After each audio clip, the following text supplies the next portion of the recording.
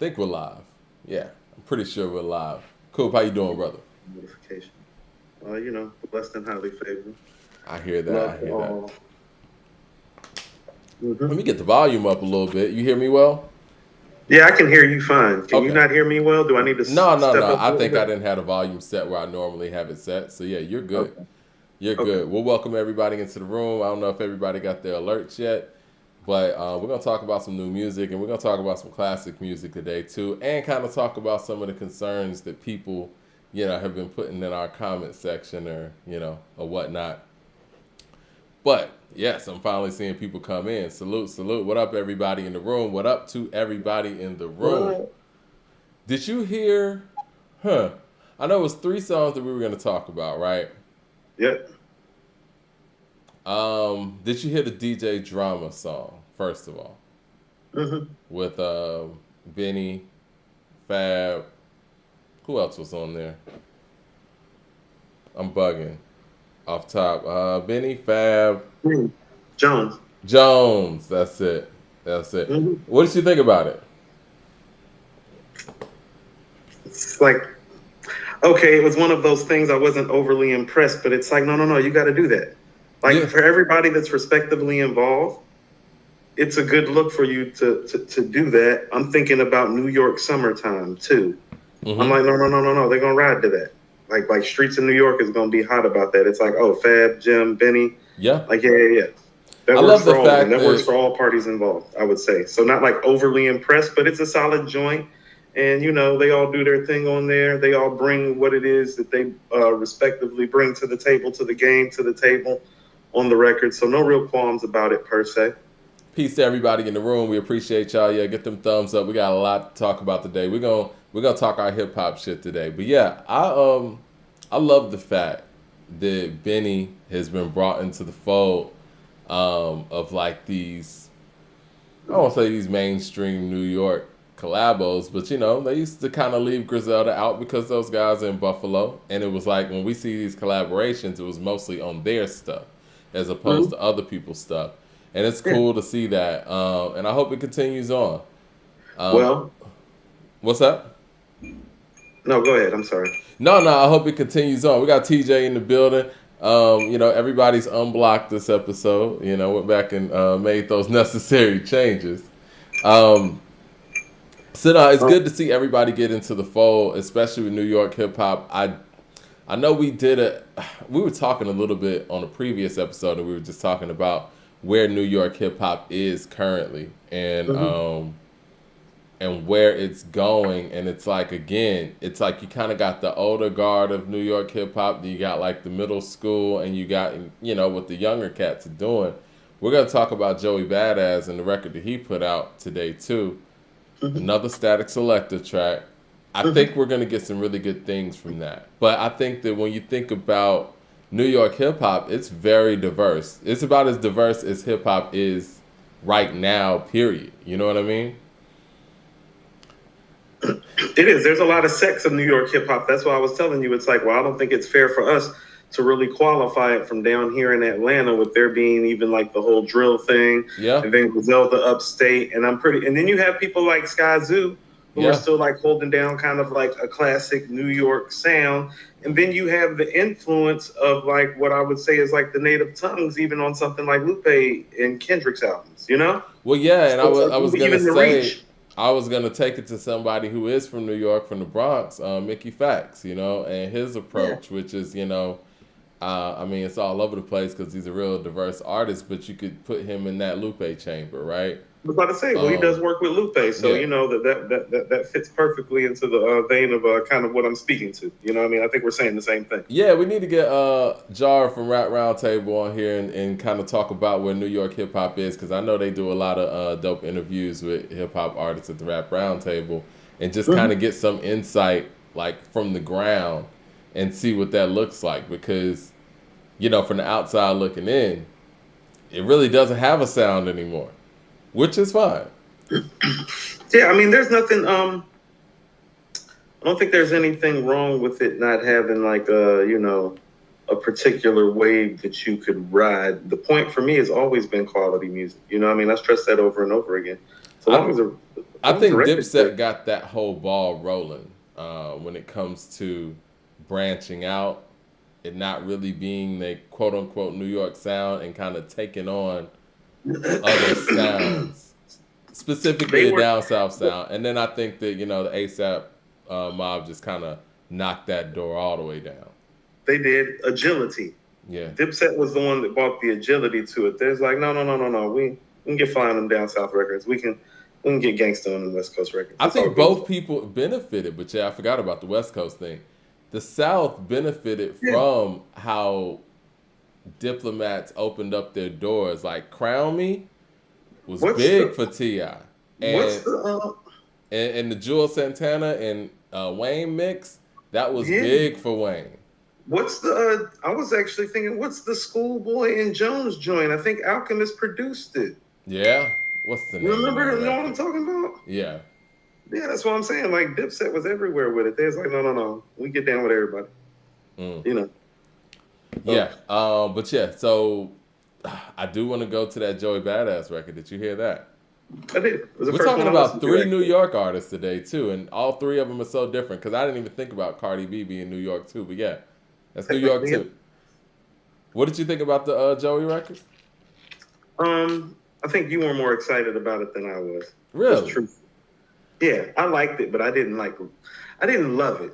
I'm going to be honest with you. Like when you shared your excitement about it, you got me kind of excited because I don't know. Sometimes these days, I feel like you can be even more difficult than I can be.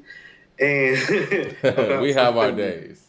Right. And so like when you know, I've been equally excited as you have been about the Joey Badass, but it's like didn't lose me because I'm still super excited for the album and I still think it's going to be dope, but not as dope, you know? What do you feel like it was lacking? I don't know. Maybe I need to hear it again. You know, sometimes it's, you know, sometimes it's not you. It's maybe me. it's just not a record that you put out on its own without the rest of the body of work accompanying it. I was kind of feeling that way. Yeah. I was kind of feeling like, you know, some songs stand so much better within the framework of an album than standing, you know, in these isolated situations. And that's how I felt about it because I still enjoyed the record. Don't get me wrong. I'm not saying anything negative about the song. It just didn't, you know, I think you and I have some like sneaking album of the year type of suspicions for the Joey Badass, correct? Yeah, we do. So this didn't hit that, I guess, underlying expectation that you and I have been talking about behind the scenes is really what I'm trying to express. Joey That's not correct. That's what I'm saying. Joey just sounds so comfortable right now. Like now he does. Now that he does. He sounds like so comfortable in his skin, like you know, like an MC in his prime. Like when you hear, you know, really dope to great MCs at their best. And that's what he sounds like right now. Like nothing's forced. He's just having fun with it. And it's just coming out. And I like the combination with him and Static Selector. But I will say this, though, and this might be some of what you're feeling. I don't want to put words in your mouth, but Static Selector can kind of be, I don't want to say one-dimensional, but he could put himself in a box production-wise. The diversity's not really there. He can be a little no ID-ish. East Coast style. What I'm looking for my notes. Hold on one second. Where in the heck are my notes? You take all the time you I know need. where it's at. I'll get it in a second. But yeah. Okay. What do you so I said, what's with the about that whole the very no ID-ish sometimes. It's like you know, like sometimes, you know, here's where it works is that Joey is he's remarkably actually insightful and conversational. I don't think he gets enough credit for that with his flow. When you're talking about him feeling comfortable, it's because he's insightful and observational when he's flowing. Yeah. You know, I think that's what you're speaking to when you're talking about his comfort level on the mic. And I think Static Selector's classic hip-hop dropbacks give him the space and the canvas to do those things. Yeah. But sometimes what happens with Black Thought records is it's like, well, the record doesn't move the way that you sometimes want it to move because of that. I think we're in a time where everybody's finding their guy. And I feel like, you know, Joey has found his guy in Static Selector. And it's funny, you and I were talking about Finding Forever with Common. And, you know, I wish the album would have started off with the people, you know. And I love that whole line where Common's like, I found the new Primo. Yeah, you know how we isn't do. it the We second do it for the song though, people. It It is the second song, but I think No, it I should love have Start started. the Show, man. You like Start the Show like that? I really don't love Start the Show like that. Okay, so that's what I was just telling you when I went back and listened to it the other day. Mm-hmm. He's rapping on there. You know what I'm saying? It's not that it's not the common happy-go-lucky emceeing sometimes that he does. It's where he's rapping to make a point, and it's like you have to understand that this is still, this is still Chicago's #1 guy. It is. You know what I'm saying? And this is him in his glory in his moment. So he's starting off the album rapping like that. Ladies and gentlemen, it's COMMON. You know what I'm saying? Like he's like, yeah, I'm ready. You know what I'm saying? Nah, he was on his, and I'm sure that was the energy they was going for. Mad Max and it's got Ye on chat. the hook. You don't like Ye on the hook? I do. I do. Out of the cold. It doesn't sound as much like an intro like The People does for me. Mad Max with the super chat says, my son Joey is a gem. Common, he about to drop the best album of the year. He said, my son Joey is my generation's Common. He's about to drop the best album of the year. That what he is he this generation's Common? That's interesting. I've never heard that take. I've never heard that take either. I was going to ask you. Well, yeah, I've never heard that. Okay. But yeah, I do expect really big things with this Joey project again. He's found his guy. It's a Static Selector. I do agree with you. There is some no ID in the Static Selector pairing when you talk about doing a whole project. And I know a lot of people don't really say this, but and we kind of talked about this when we were talking about The Dreamer Believer and we were talking about 444 offline. When No ID does a whole album, there's a tendency for it to be consistent, but could get boring production-wise. And so I think that I could see that possibly happen with Static. And I think Static's underrated. I think Static's dope. Actually, when we got off the phone, I actually thought to myself, and listen to what I'm about to say, he may have done this to Common twice, actually. Because when I go back and I listen to Common, the guy who was Common Sense on Resurrection, what would you say is the bigger issue with Resurrection? Is it the beats or is it the rhymes? That's definitely the beats. Okay. And no, man, we're not hating on Common. We're not hating on Common. We're just critiquing like we do everybody else. You know what? When it comes to certain people, glowingly of Common momentarily. Yeah, you know, when we speak of certain people, man, people in the culture act like certain folks are beyond critique. We even critique Nas, and this is a quote unquote Nas channel, allegedly. Man, there was this list that got made of like 15 duds by your favorite rapper, and Nostradamus popped up, and I was like, yes, and it stands. Here we go. We're honest and fair about everything. We're actually critiquing No ID's production right now, actually. Exactly. And, and I think that, let's just be perfectly honest, and I'm not trying to slight anybody, we're just being real. There's nobody that's going to sit here and tell you No ID is a top 10 hip-hop producer. Here's what I was actually about to say. But he's making full albums for top 10 talents. So how does that work out, right? Well, so who's going to be to blame? No, you're absolutely right. He's working with top 10 talents, and he's not a top 10 producer. What would I tell you is that Common switched his whole style up to work with other producers when it really wasn't working with No ID, because although we revere and we revel Resurrection, and one day it'll all make sense, the public wasn't. The critics weren't necessarily either. Both of those albums, when they came out, was like, oh, they're cool. He was underrated. Why? More because of the production, as we see later, because when Dilla jumps in the fold, we get the light. Well, that's what I mean. As soon as the switch-up happens, the switch-up is like water for chocolate. Well, who's producing like water for chocolate? Well, it's... And then the record you were talking about the other day, 199. That's high tech. That's high tech. I mean, it is what it is, man. Right. And the reason why we revere I Used to Love Her is because of the concept. And, it being a concept record. I didn't know back in the day who produced that. I didn't care. I'm just being honest. No, well, that's the thing about it. Even some of my favorite Common stuff, like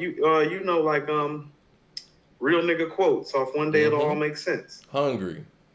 You know how I feel about hungry. Yeah. Yeah. Mad Max to the like super a chat. Lyricist, rhyme wise, you a rest haven. Mad Max to the super chat says, he's this generation's Common. They got the same style, Nas like, but with more punchlines and their content is the same. Joey has greater personality than Common, though.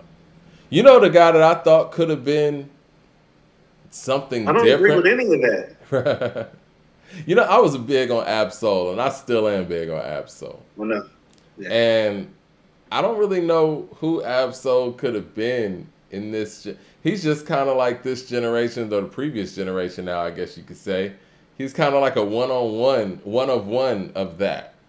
Isn't he kind of like West Coast Cuddy West? I couldn't say that. I love the conspiracy theory rhymes.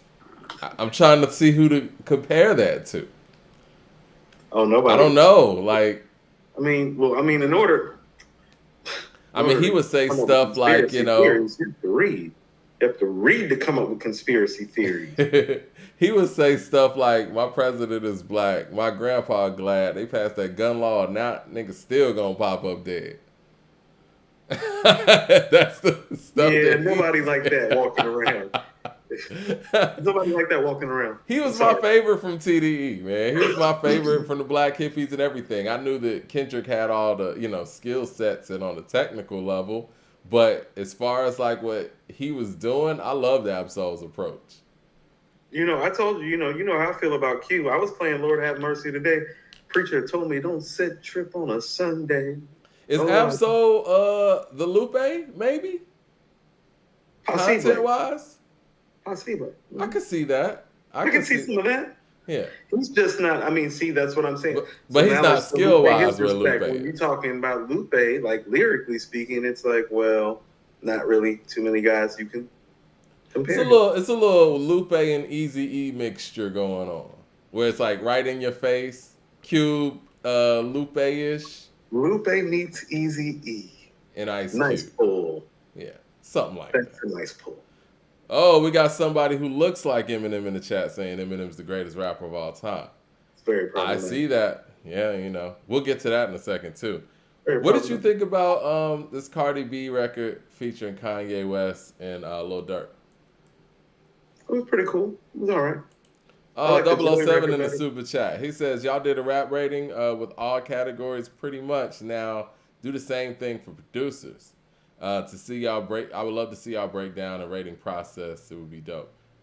I think that'd be cool, but we still got to get to the damn MCs. We're going to get to that. But you were saying it was pretty dope. It was. I like Kanye's performance. This is what I'm going to say. I figured you would say that. I did. I just don't believe that Cardi B knows much about the Electric Slide and Jimmy Fly Snooker. I mean, that sounds very offsetish to me, but it's a family affair now. Okay, yeah. I've been trying to tell you this. I'm trying to tell everybody else. They're like, "What's going on?" I keep trying to tell you. Well, if you read what I read, man, leaves his mother and his father. Boom, boom, bam. It's like, who's a star? Oh, my baby's a star. I got all the bars you need, dear. Mm-hmm. What can I do for you? Yeah. Can I help you bring any more checks into this healthy, wealthy, luxurious lifestyle that we're living? How can I be of service, baby? I mean, really, who wouldn't be a ghostwriter for their wife? I mean, what are we talking about here? Yeah, remember when Bobby was talking shit on the show with Whitney, and he's like, I can get back in shape whenever I want. I got the best vocal coach in the world. And he looked over, and there's Whitney standing right there. We all like, well, damn, he's right. What we gonna do with that? What you gonna do with that, coach?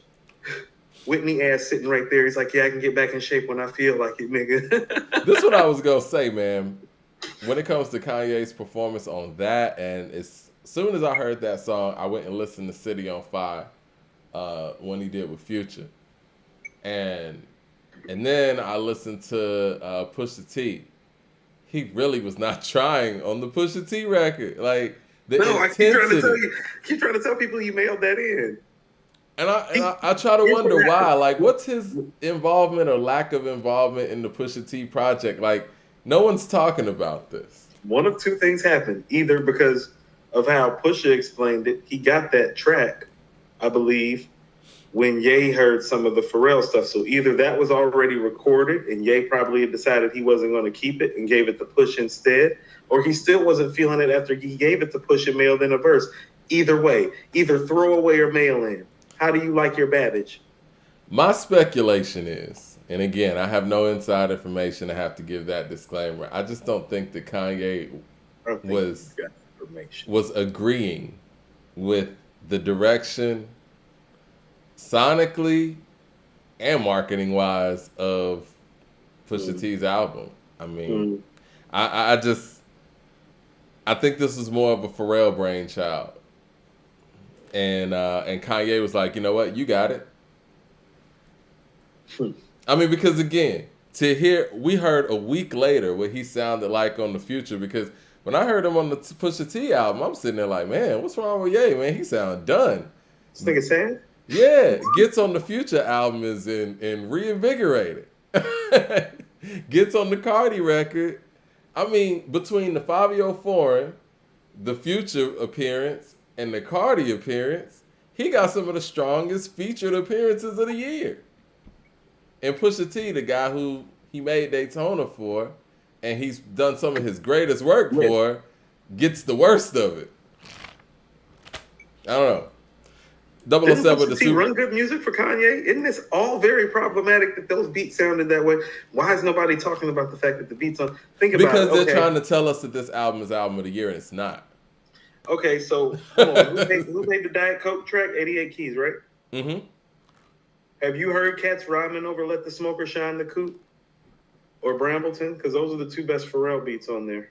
I haven't. Have you? No, the best beat on there, I think, for MCs to rhyme on is Diet Coke. It doesn't really belong to Ye or Pharrell, like on some rap shit. And that's what I'm telling you, beat wise, where the album's kind of like missing. And it's like, I get what they're trying to do with him, but it's like, you know, it's like he says on Drug Dealers Anonymous, my brick talk is not only obvious, it's ominous. You know? So we're gonna talk about that too. I want to get into that. Yeah, I know we are. That's why I was bringing up that bar. You know, you kind of gotta, it gotta make sense. You know what I'm saying? Like I get what you're trying to do with him and for him, but beat wise, it still has to make sense. Like for like who he is and what he does. Don't make him do what you do. No. You do what he does. Like he's not. Nobody's big. You can't just hand them like the record and be like, hey, make this happen on the record. Yeah. You feel me? 007 says Cardi campaigning to get Kim on a track is a chess move against Nicki. The beef ain't dead. Don't be fooled. The queen of rap throne is open in my eyes. Yeah, of course it. Well, you know what? Yeah, of course it is, because I don't think that Cardi even really considers herself a rapper like that, right?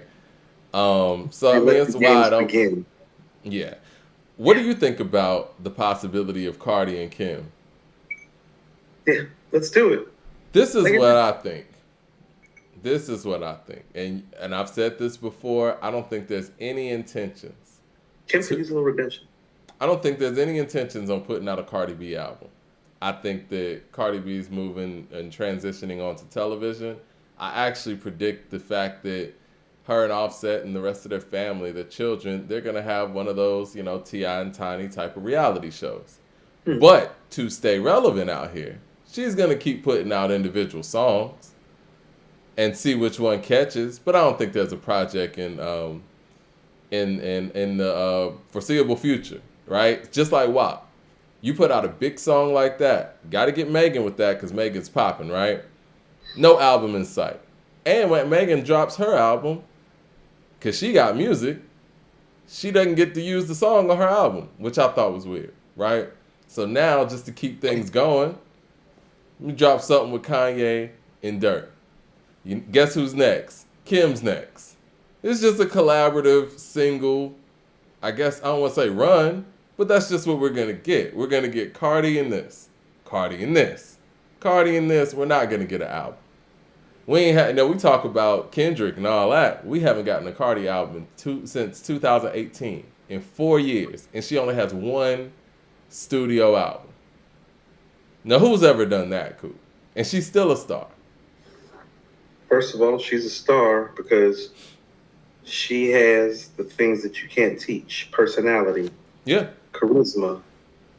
Yeah, she has it. So that's why she's a star. So comparing her to Kendrick is not necessarily fair. Kendrick is famous in the rap sphere for his bars, for his content, for his rhetoric. So when he disappears, especially, with him being our savior and all, when he disappears, it's a little different if she doesn't put out an album. Nobody on a rap level is really fiending for her to make an album. She's just a star. You like to see stars bubble, see what they have going on, see if they pop. I was thinking she's actually getting a little Diana Ross-ish out here. You know what I'm saying? Without having to do the musical work. Where it's which like is people wild. like most people now don't even know that Diana Ross had a musical career. You know what I'm saying? That's insane. But I'm sure if they heard the records, they'd be like, "Oh, right. She made that." For a lot of you heard the songs. For a lot of black kids under 25, it's like, yeah, that's the girl from The Wiz. It's like, oh. Or the one I hate the most. That's Tracy Ellis Ross's mother. That's Tracy Ellis's mom. Right. Fuck out of here. Switch it up. That's right. Yeah. She's Diana Ross's daughter. Yeah, that's so I see her kind of more in that vein, in that mold. And, she's got a great team. She's got a great family, strong ghostwriter. Can't wait till they do the theme music for the show. I mean, people are saying she doesn't need an album. And you know what? I agree with that. She doesn't. She's their dad. I don't think we've ever seen a situation like this where an artist... Diana Ross. That's what I'm saying. I think Diana Ross went 14, 15, 16 years where it's like she didn't even like do an album. But she did the work, though. I'm talking about somebody with one album. Doesn't have to make any albums. You know what I'm saying? With Ross, she could have retired after 75, man. The Supreme's work alone made her a legend. Times are different. Yeah. Ed with the super chat says, y'all sleeping on the new Pusha. Ye gave him solid work on Hear Me Clearly, Dreaming in the Past. I like Dreaming in the Past. Just So You Remember, it's co-produced Diet Coke. Yeah.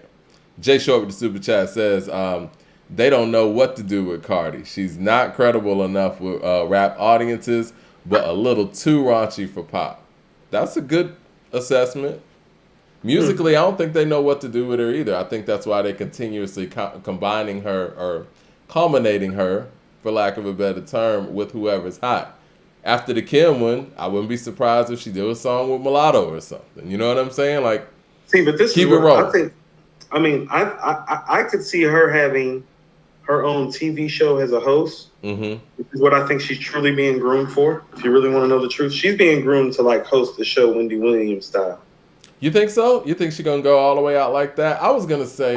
She has better relationships and connections than Wendy did. Think about you. You and I know Wendy's origins. You know what I'm saying? It's just Cardi can kind of do that from the inside, star artist perspective type of way, where it won't be a problem to have a Lil' Kim, a Megan Thee Stallion. You feel what I'm saying? Cardi can get people to pull up. Never underestimate that. So I think a lot of what's going on in terms of her direction is to navigate her to be able to hold her own in front of the camera in terms of her being able to host a whole show and interview people and do the whole hood Oprah thing.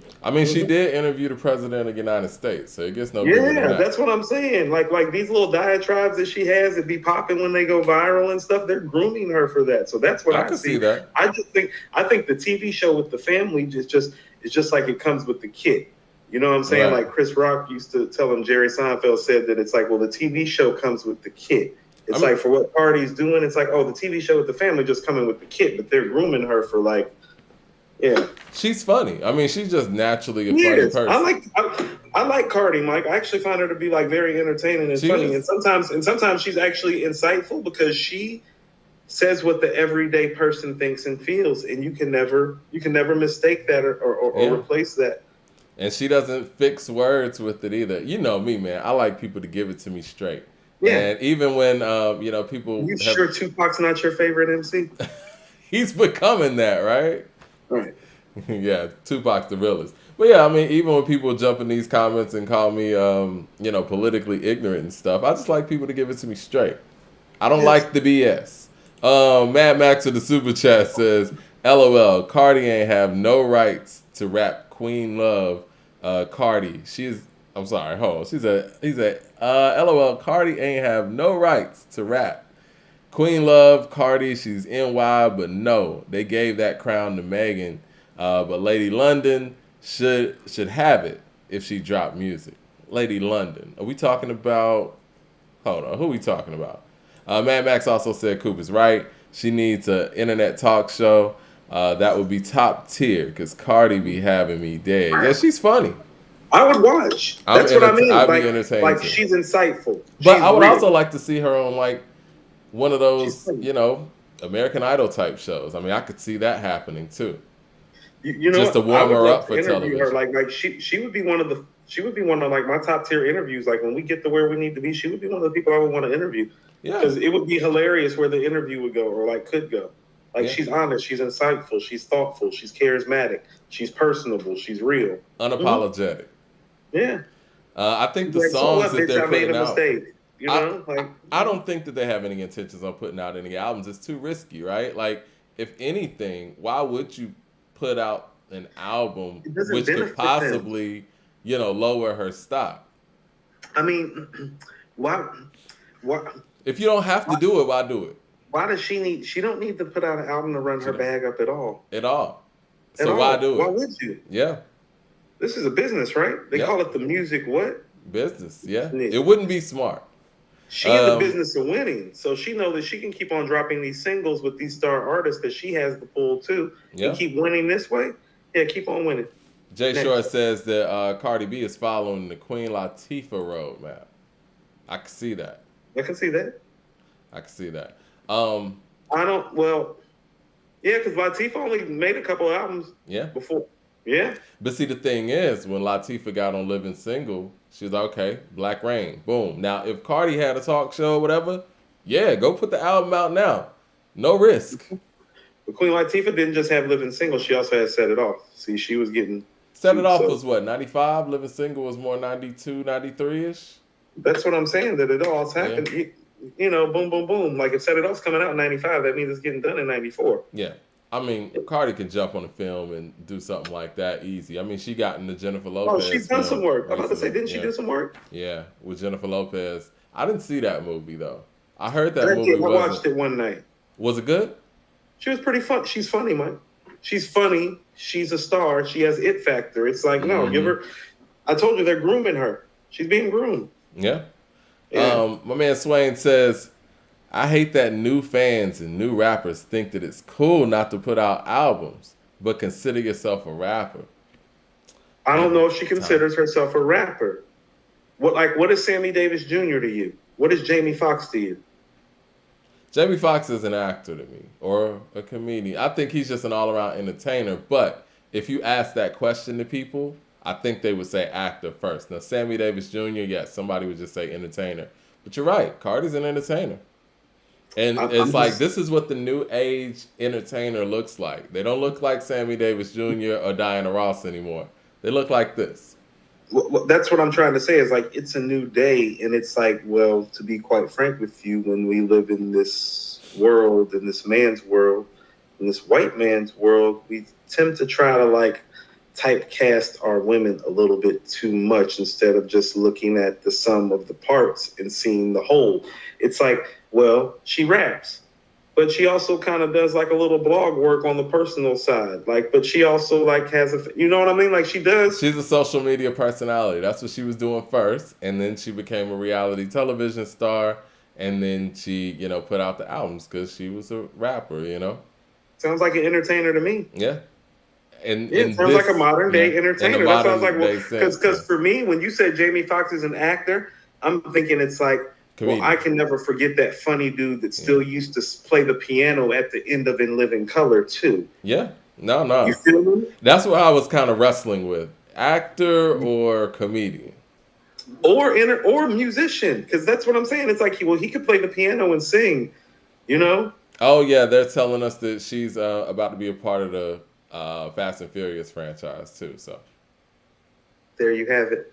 Coop, how do you feel about you being labeled a K-Dot hater? Because that was one of the things I've been seeing And again, when I say some of the things I say about Common, and I'm a fan of Common, I get labeled a hater.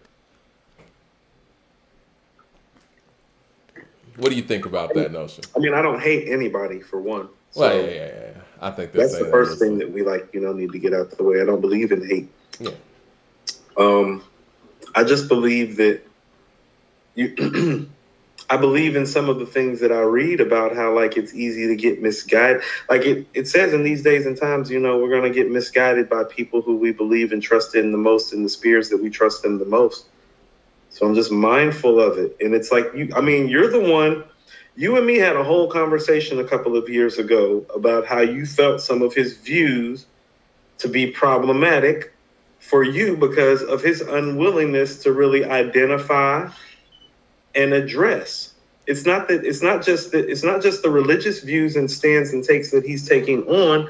It's the fact that he won't address either. You feel what I'm saying? It's like, because that's where the confusion starts, right? Yeah. If you go ahead and clarify things, then there's no confusion. But if you just leave everything up to interpretation, like even when we do things on this show, and if we just say something and we never really expound upon it, then it's left up to interpretation, like, oh, such and such a hater this, hater that. No, I mean, it's what it is. I think that the line that it's a few lines on Damn that kind of struck me like, okay, I dig the album, but I don't totally agree. I mean, even lines like, I'm an Israelite, don't call me black no more. Like, right. Okay. I mean, how am I supposed to feel about that as a proud black man? I don't know. Like, how am I supposed to feel as somebody that was raised as a Christian and is a Christian when this guy's walking around with like a platinum crown of like diamond encrusted thorns? Like how am I, like, you tell me how I'm supposed to feel? Am I supposed to, I don't hate him, but am I supposed to feel happy? Am I supposed to okay it? Yeah, am I not supposed to like address you it? said, and like we both said in the previous episode, no other group would okay that. And nobody would call them a hater for doing so. So I was meaning to tell you, so this is one of those things where people, it's like, well, people be like, well, Coop, how can you say like you're a Christian, you're supposed to turn the other cheek? And I'd be like, no. See, those are the New Testament Christians. I let people know it's like, I'm an Old Testament Christian. I'll pillage, chop off your hand, burn down the village. That's the type of Christian that I am. How about that? You talking about that New Testament? No. You get what I'm saying? And that's kind of how he's approaching it too. He's expecting that turn the other cheek. I told you he wouldn't do this to the Muslims because they would stomp him out at home in Cali. Like, I'm not joking when I say that.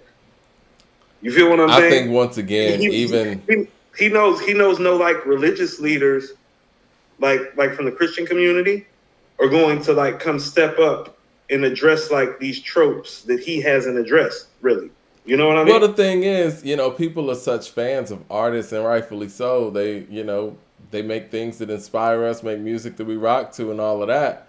If a pastor were to come out and say whatever, they would label him a hater, a clout chaser, and they would side with Kendrick because they're fans of Kendrick.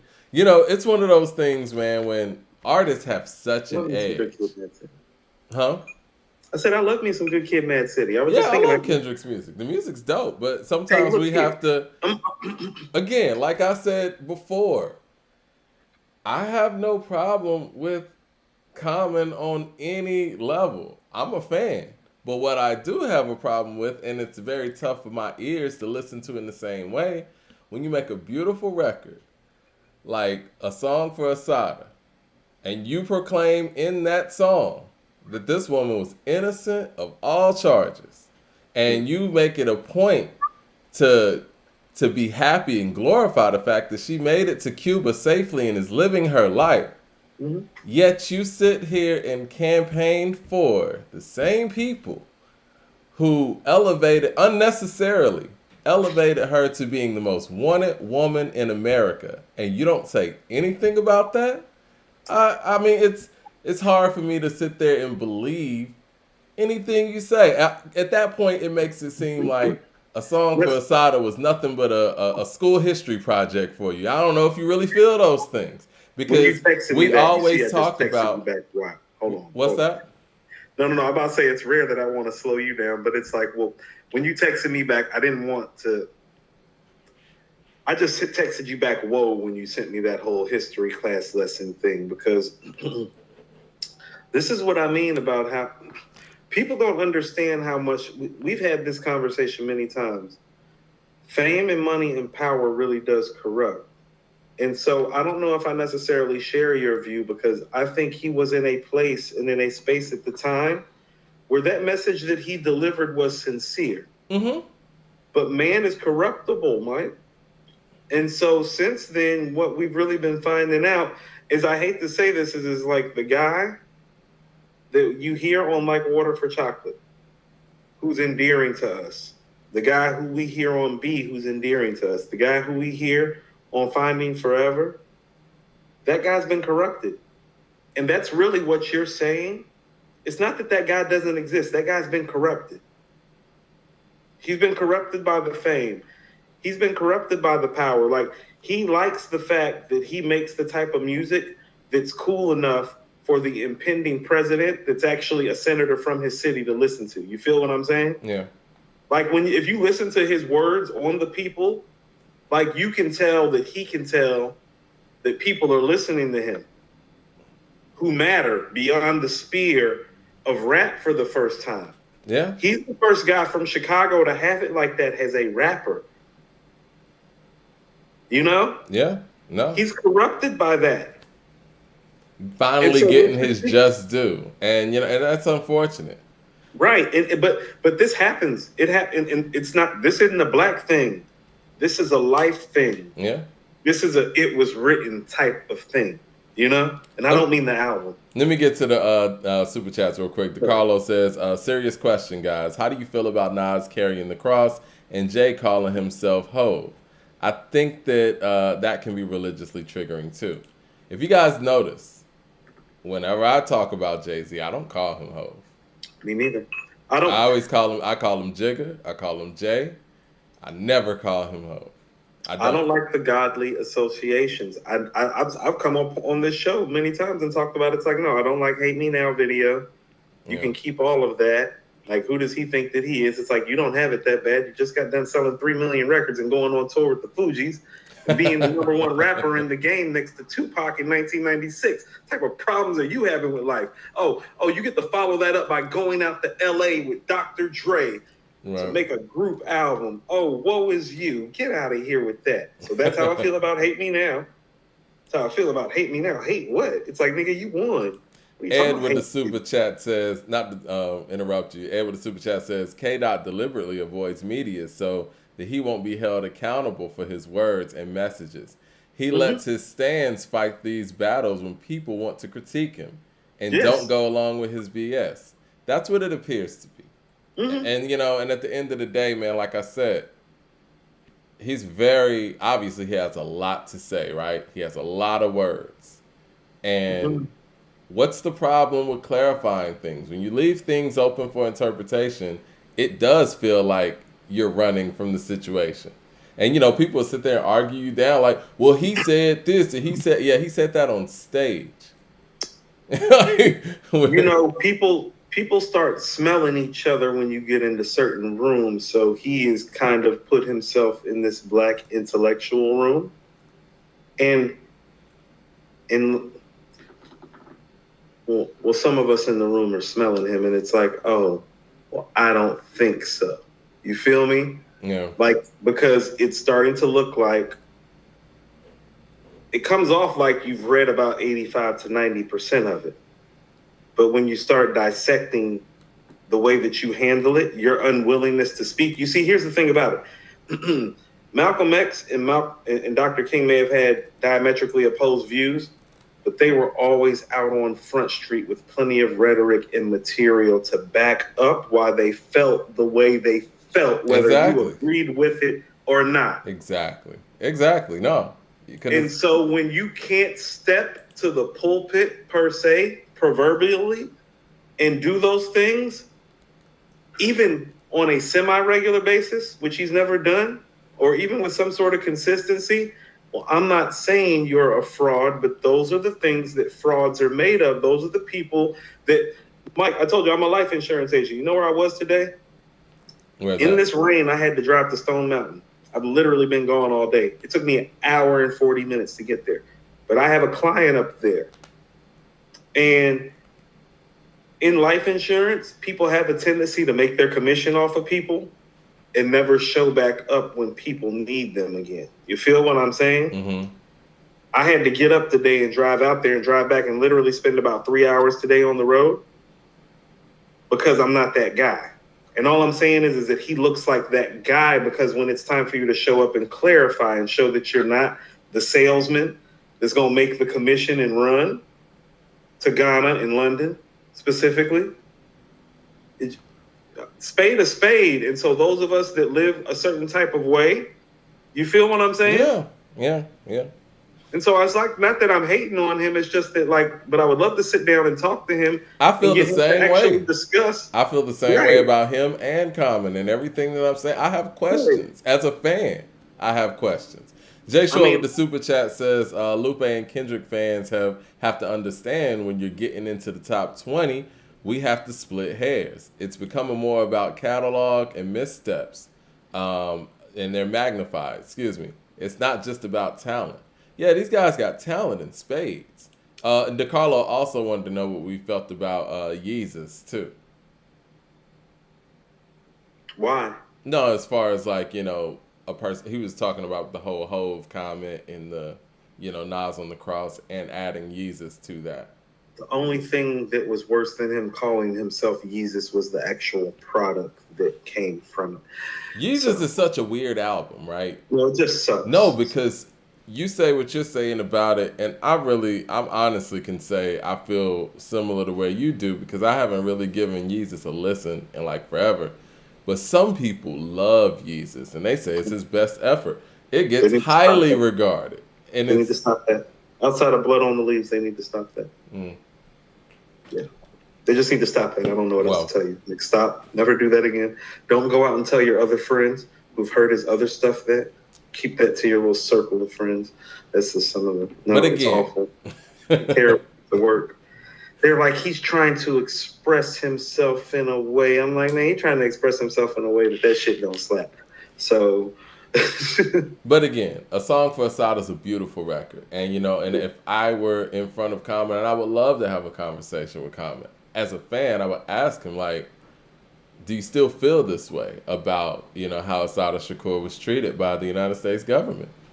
What have you done about it with your newfound political friends and influences? The question I would actually ask. Well, we know what the result is. Forget your feelings. What did you do about the fact that her status got elevated for no reason? Right. When let's just keep it real. When Barack Obama elevated her status to being the most wanted woman in America, did hip hop, and you specifically, because you made a song about the woman, speak out?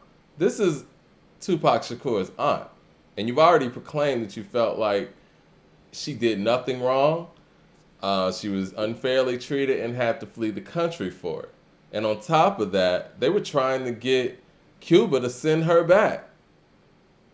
No one's saying anything about that. And not only not saying anything about that, you're openly out here campaigning with and for the people who actually did this. So I just have a question, do you still feel the same way about Assata Shakur? Or have you gotten any new information that has allowed you to change that?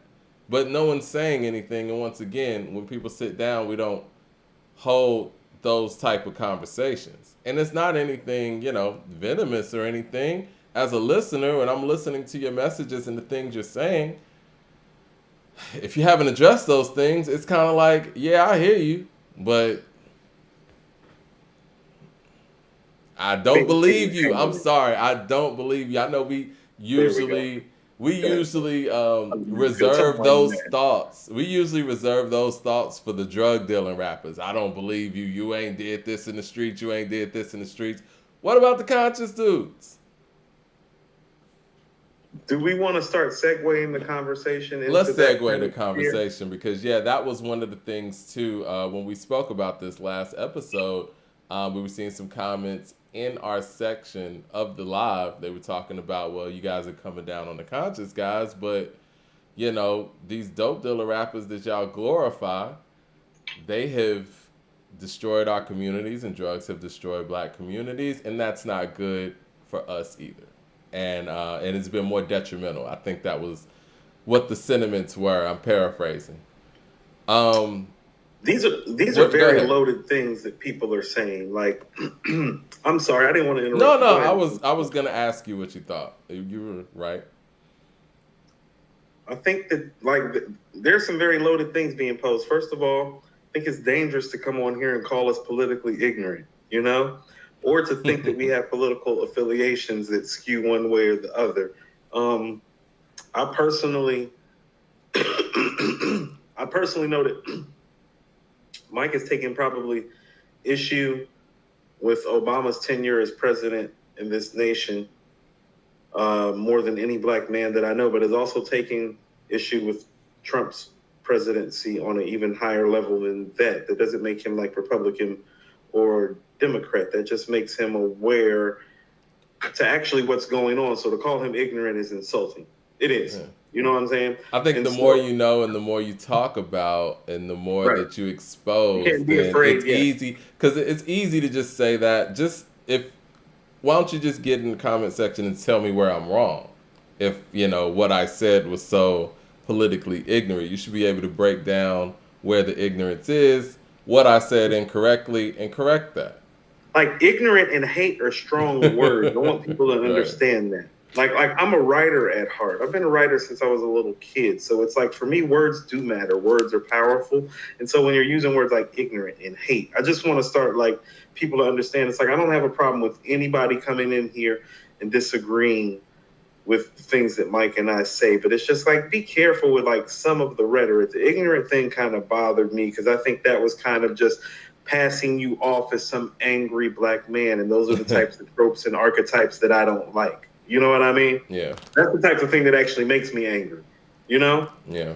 And so I just want to be careful about that. As far as like the common thing specifically with the Asada thing, I think what we're posing is really that, well, in a culture where, and I'm talking hip hop and black culture, where your credibility matters, where your what? Word is your what? Word is bond. Keep it real, right? This is all we talk about.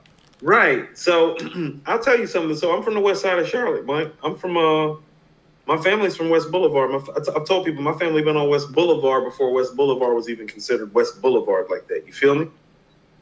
So I'm from there. I came up on Beatty's Ford. My first job was on Freedom Drive in Tuckasegee by Freedom Mall. West side. That's the hood, Mike.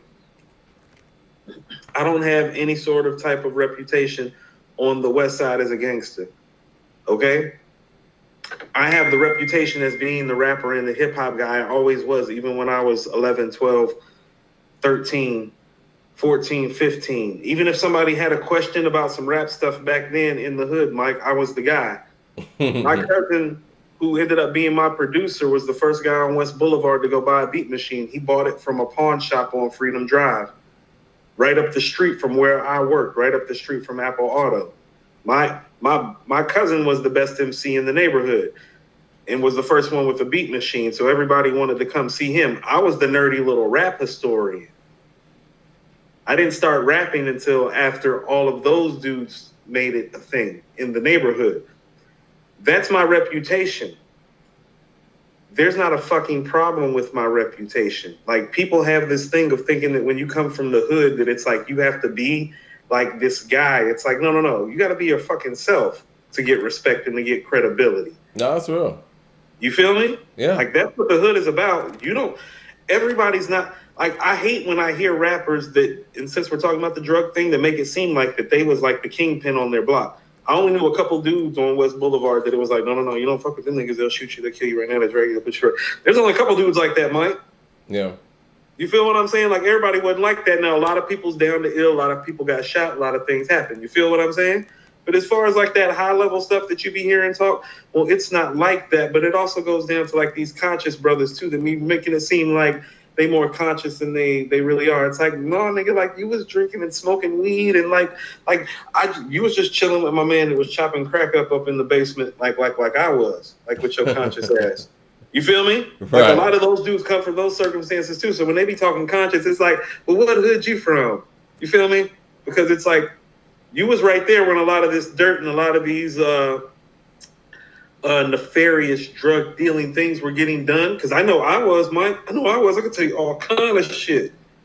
Let me get to some of these super chats. I never sold crack in my life. And I've been, and Mike, and we gonna talk about this too, because I'm beyond the statute of limitation.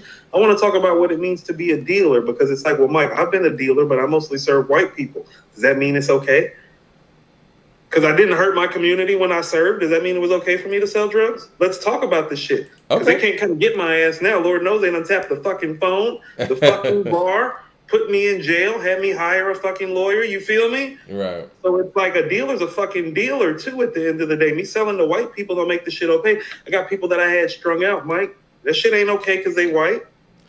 Let me get to the super chats real quick. And you're right, 100%. Southside says, which album has the best intro? That could be a topic for another day. Yeah, we can do that another day. I think off the top of my head, I'm going with the Dynasty, which is not really one of my favorite albums, but the intro is one of the greatest intros ever. I would say either that or East 1999's intro.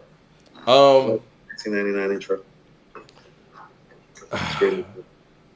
It's yeah, that's a great intro. All right, what I was gonna say is some loaded stuff to talk about. It's loaded. Like people got to be careful about what they talking about. No, you're right. It's loaded. I think that from a moral standpoint, right?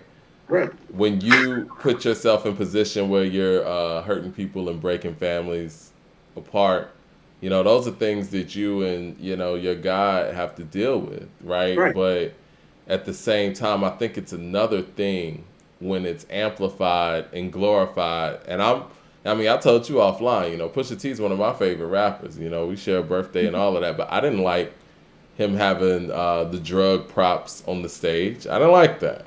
I thought that was unnecessary, and that's just my humble opinion. I think that it's in the music. It is what it is. You're telling your story in the music, but to make it an actual physical backdrop. And you've said too, and I know that this was Kanye's idea, even for Daytona. As much as we love the album, we so don't agree with that album cover. I literally docked it classic perfect rating status because I'm like, well, we shouldn't be going there with that. Yeah. Because I come from a family where it's like, well, the game is to be sold, not to be told. Even like the shit that I'm sharing with you now, it's like, oh no, I'm about to hear about this shit. I mean, but see. And the thing is, man, like, from what I understand, at the time when Bobby Brown was saying what he was saying, like, the family wasn't cool with this. And it wasn't anything flattering either. And Whitney's no longer with us. Like, I think that at some point we have to, even though our legends may have their issues, and especially with a drug personal struggle and things like that, I don't think that they should be capitalized on in that sense. You know what I mean? Like that right there, I don't want to say glorifying, but yeah, it was for shock value, but it wasn't even one of your loved ones. That, like, I think that's insensitive in that light. And I think that yes, it's kind of a correlation of that whole thing with the dope on the stage. Like, I don't know, man. I think you're right.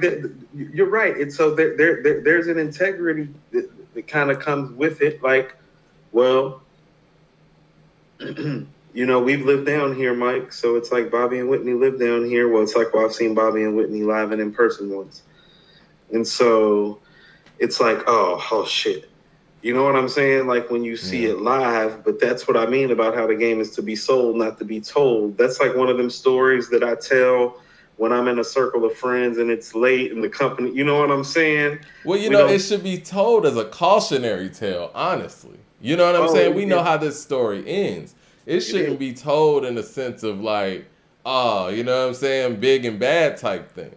Do we really need dope boy rap and hip hop in that sense if it's not going to give a balanced take? I mean, my story specifically is has to deal with like don't don't fuck with Whitney skinny ass. She will still whoop that ass.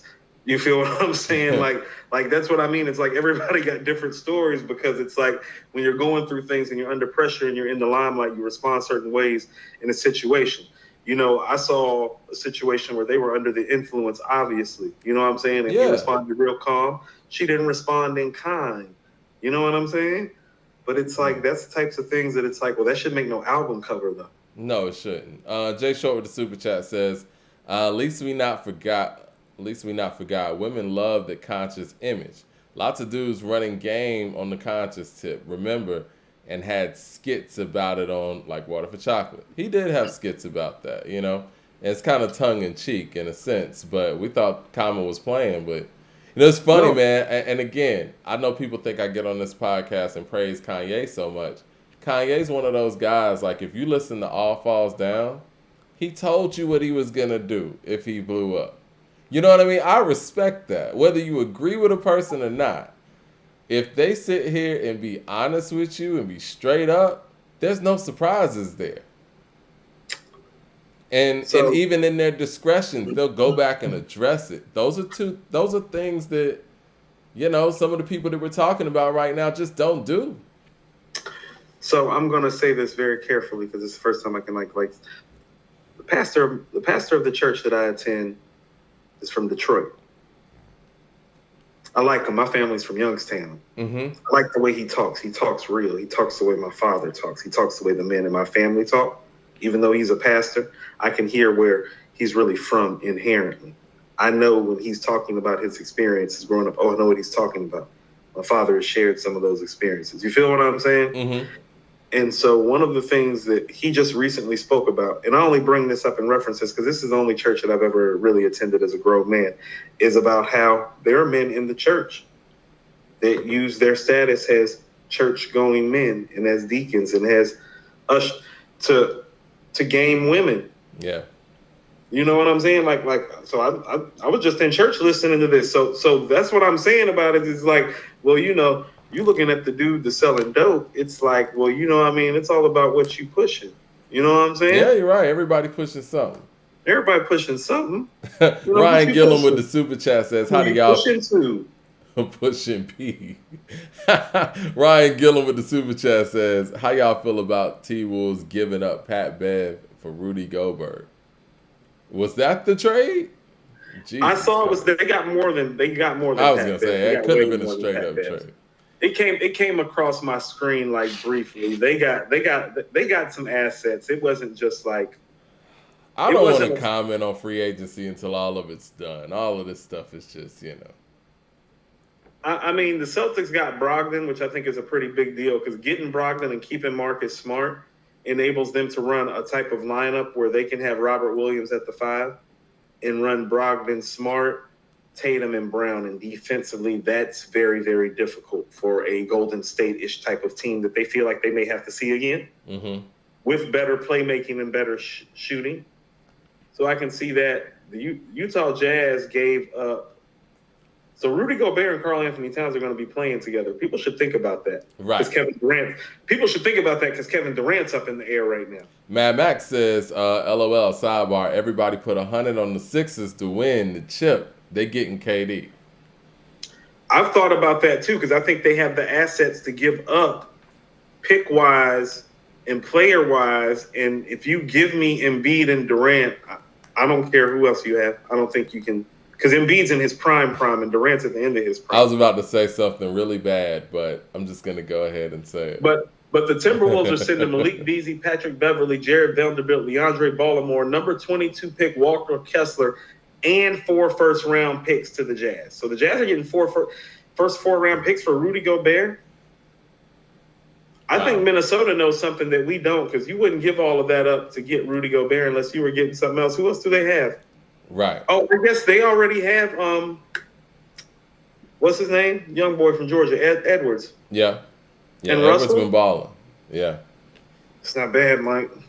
It's not bad. I like Neither it. is the Brogdon deal. I like both of these deals. Topping that with the super chat. Shout out to Australia out there. He said, how does authenticity affect Ross? Can he even have a classic album when his background don't match up his lyrics? Ross is dope. And I ain't hating. See, this is the thing with Ross. And I'm glad you brought up Ross because, you know, he kind of skates through these conversations. I think so. Ross is a product of just being one of the first guys from the old guard to run into the internet head on. You know what I mean? Like, the rest of these guys have a similar story.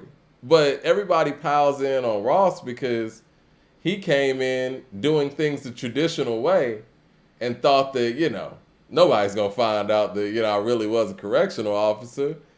And then they did. Hold on, first of all, what if he was an informant? What do you mean? Like, and I don't mean for the police.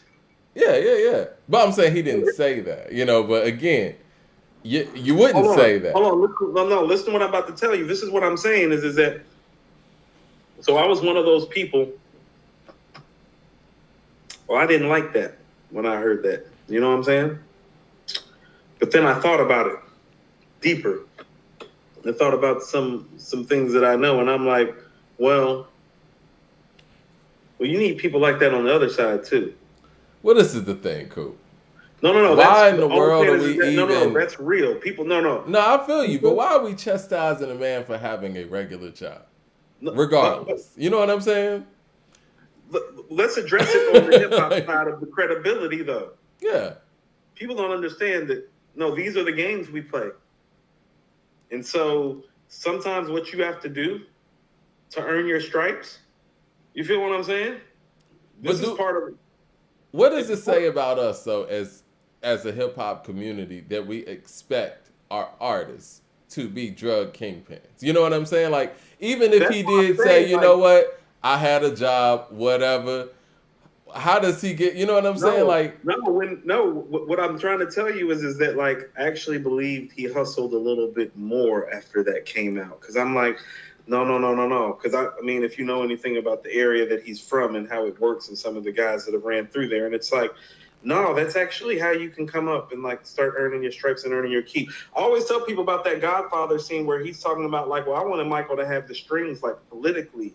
Like the guys who are gangsters and dealers don't really pull the strings. I understand what you're saying, Coop, but I think the problem with the public and what happened, and it was just how it happened because he lied about it. You know what I mean? Like, he didn't. Did he lie or he just didn't tell? No, he lied. He said no, that wasn't him. Because what happened? This was back. He did lie. This is back in the media takeout days, right? So they had a picture of him as an officer, right? And he was like, "That's not me. That's Photoshop." That's what he said. And then they went and found, and then they went and found his actual, like, W-2s or paycheck stubs and stuff. And I think that's the part that people are having an issue with. And then it came out that he was saying that, you know, he barely did the job, wasn't really there. And then they found a certificate of perfect attendance or something. That's the part that people are giving him shit for. So if he would have just said, you know what, yeah, I was a correctional officer. So the problem is that he had the job. The problem is that he lied. Yeah. Okay, so the problem's not the job then. Mm-hmm. All right. But the job made him lie, if that makes any sense. Now, the job did make him lie, but this is hip-hop. No, so I mean, yeah. I'm not going to knock him for that, though, because it's like I would probably lie in that circumstance, too. Most people, but see, the thing is, like I said, as a human being, I'll just be honest with you. It's like, no, I can't tell you in that circumstance, under that type of pressure, in this type of community where the streets matter so much, I cannot tell you that I would not lie. But that's what I'm saying. I think he's somebody that just got caught early because many people before him probably did lie. And he was like, this is what I'm supposed to do. I mean, so this is what I'm saying. So it's like, well, I never, like, this is what I'm trying to tell you. When I'm saying this, is like, well, how do you want your gangsters? It's like, well, am I less of a gangster because I never sold drugs in my project-riddled, drug-riddled community? You feel what I'm saying? That's the problematic am I part. Less gangster now? Am I less gangster because I didn't do it on the west side of Charlotte? Like, I mean, just let me know. I want to get to the super chat because it's another good point. He said, how about rappers like John Forte who didn't rap about it but lived it? Yeah, and that's you can add Loon to the list. He got caught with the whole thing at the airport. You can add Loon to the list too. Like, you know what I'm saying? They didn't rap about that stuff. Loon was pretty boy style. Yeah, and Loon was, you know what I'm saying? Out here getting it. He Harlem, he uptown, right. So, he yeah. Uptown getting it. No, yeah. I mean, I think that's the issue that people had, and I think that, you know, Ross made a honest misstep because, again, he's a signed artist in hip hop, and he's been around the game, and he understands that probably a lot of people he knows had similar backgrounds, and they were able to just say, "Nah, I didn't do that," but they didn't have the internet to catch them, and I think that he just ended up getting caught, and now he's the poster child for not keeping it real in that sense, when he's probably not the only one.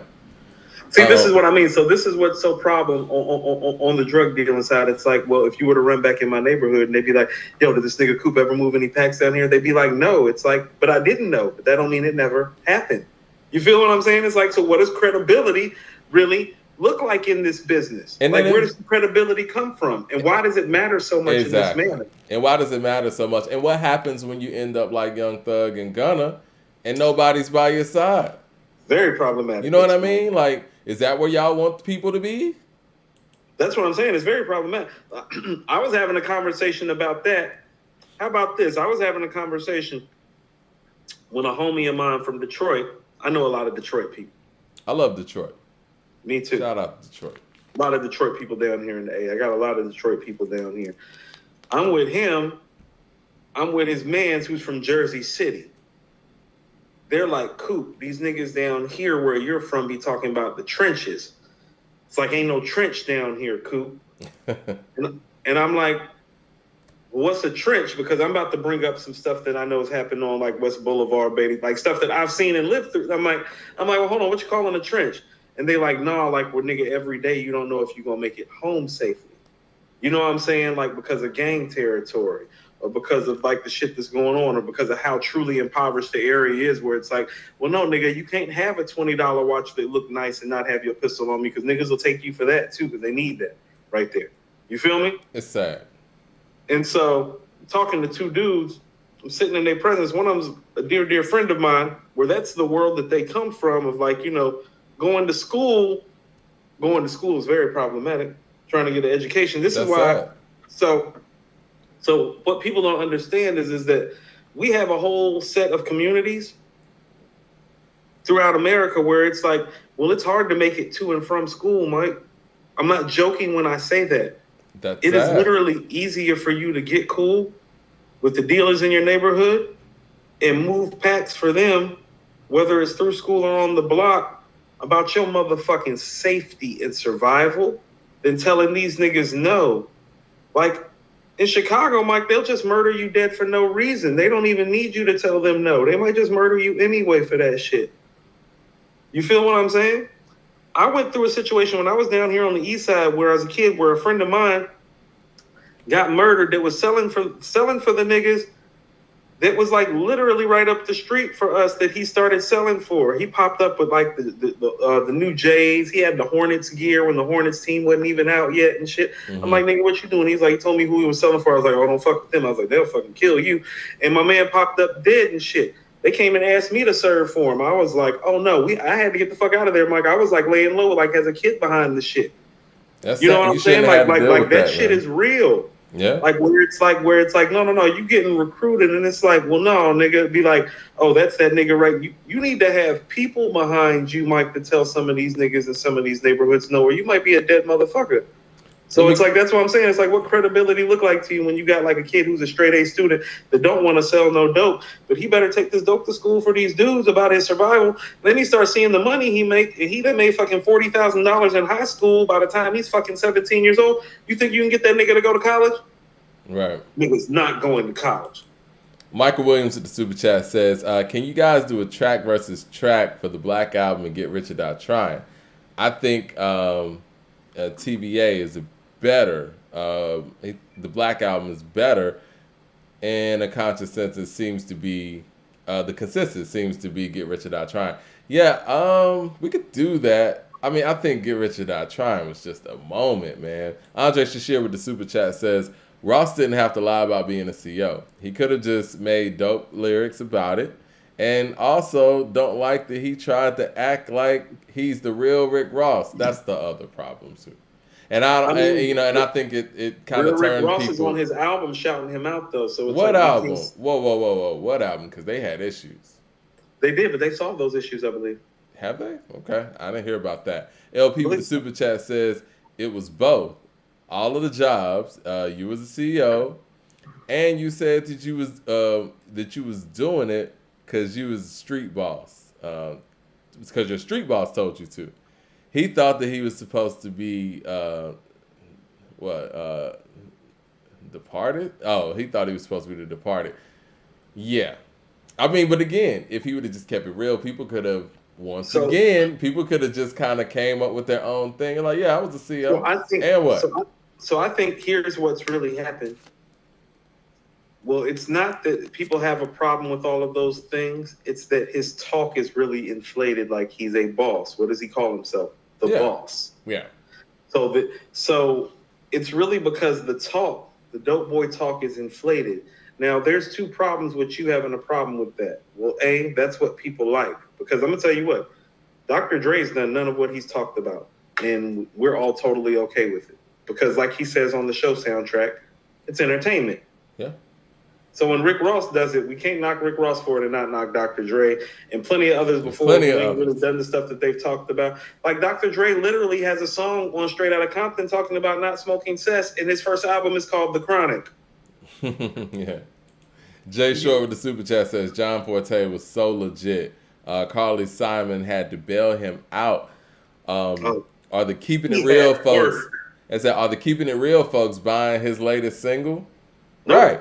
Because when you end up in those situations, he and staying alive in a 70s suit. The only people who are capitalizing off of this are the lawyers. Hassan Sykes says it matters when you rap about being a kingpin. The real Noriega, he owes me 100 favors. No, that's what I'm saying. So you're really taking issue with the talk being inflated, and I can understand that.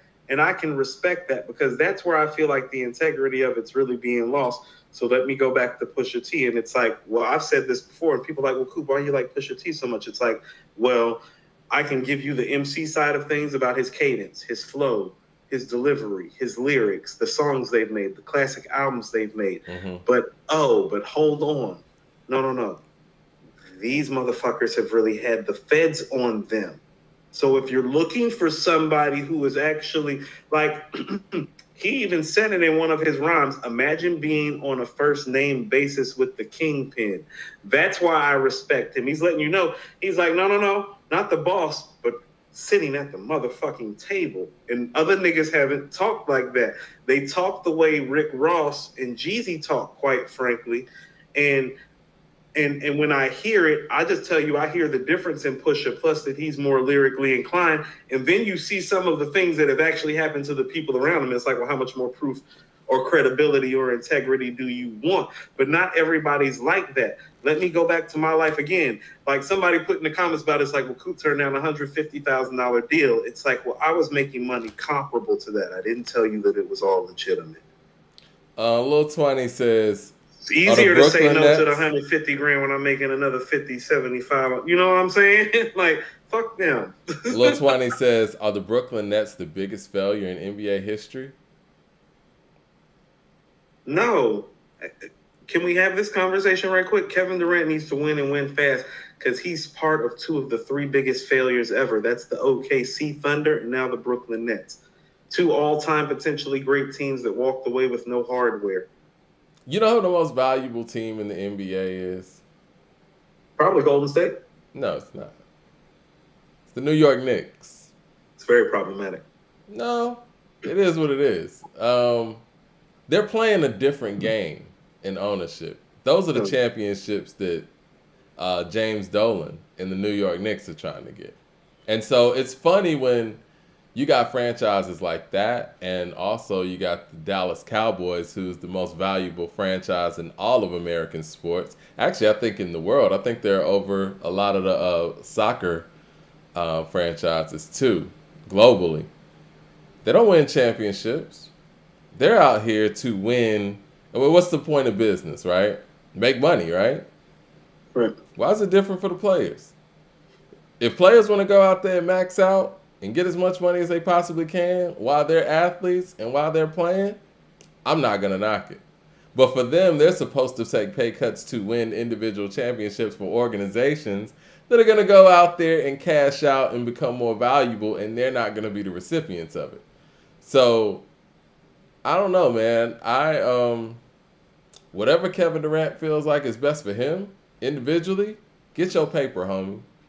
That's all I'm gonna say. Get your money, because James Dolan, the New York Knicks, they ain't win shit. They not even playoff teams, and they're number one. It looks like he's winning. If we want to equate owners, and he's the number one owner. The worst, and he is arguably the worst owner of the last 50 years, and maybe one of the worst owners in sports history. And his team is number one. And so the Bulls are like number 4, and Michael Jordan ain't won nothing for them in 24 years. I understand what you're saying. I'm a solutions-oriented guy. First of all, I've always told you this. Kevin Durant has played with 3 of the most selfish point guards of all time. Russell Westbrook, Steph Curry, Kyrie Irving. Only one of those guys is warranted being selfish, and that's Steph, okay? So him leaving Golden State is going down has the most foolish decision that a superstar player ever made. Because I'll tell you what I realized the other day. You know the Brooklyn year, the Milwaukee series thing? That happened the same year that Steph won the scoring title and they lost the play-in to the Grizzlies. If you put Kevin Durant on that team, Golden State actually is back-to-back champions right now. And Kevin Durant has 4 rings. Steph has 5 rings. And we're actually talking about where Kevin Durant is all-time in relationship to LeBron, because he has as many rings and is trending towards having as many points. So he's totally blown and missed an opportunity here. Let me tell you how you can fix this opportunity. First of all, next to Jerry West, Michael Jordan, LeBron James, Kareem Abdul-Jabbar is the fastest player to 25,000 points. So even though LeBron's about to break the scoring record, if Kevin Durant actually stays healthy another 4 or 5 years and plays full seasons, he actually can be in line to be somewhere in the range of breaking it. You know who could really help with that process? A real point guard. So wanting to go to Phoenix with Chris Paul is a wise idea. I think going to Phoenix extends Chris Paul's career, and it extends Kevin Durant's shelf life some in terms of the ease at which he gets shot. So I think that's where he should go. But what I think Brooklyn should take, and I think they can still win the championship like this too, because I heard Brooklyn wants 2 All-Stars, right? Mm-hmm. Well, the Los Angeles Clippers can give you Paul George, Reggie Jackson, and 3 first-round picks for Kevin Durant. What do you say? And then you have Kevin Durant, Kawhi Leonard, and John Wall, and an owner who doesn't mind spending fucking money. And you're in LA. What you say? Because I think Brooklyn should take that. If you give me Paul George, because think about it, because if Paul George and Reggie Jackson go there, well, Reggie Jackson gets to play the 2, and Paul gets to play the 3 because they got Ben Simmons. Yeah, if he ever plays. I think that's why a lot of this is happening. I mean, Ben Simmons as a passer was being compared to LeBron James and Magic Johnson and Penny Hardaway. He got to get on the court. Right, but if he has Reggie Jackson and Paul George as his 2 and his 3, and he's got Claxton and Curry and Joe Harris, like, no, that's a viable playoff team. It's like they're probably not going to beat Milwaukee or Boston, but they could beat anybody else with that team. And so if I'm Brooklyn, I would do that, because you really don't miss much, and you have draft collateral for if those players age out or want to be traded themselves. So I would trade Paul George and Reggie Jackson and 3 first-round picks.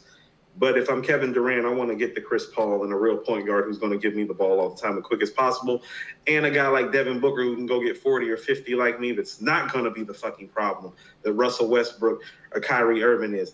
And I also want to say, Mike, before I finish, I told y'all Kyrie was about to be a problem. I told y'all I've been following Kyrie since Kyrie was in high school. He didn't barely want to play for fucking Coach K at Duke. I want people to understand this. Kyrie Irving has only had success as an NBA player playing next to the second greatest player of all time.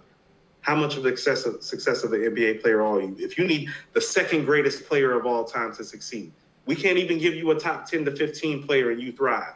You have to have a top 5 player for you to thrive. How great are you? Let me get to these super chats real quick. And one mixtape nigga. He's an and one mixtape nigga to me right now. Give me Dame. Give me Steph.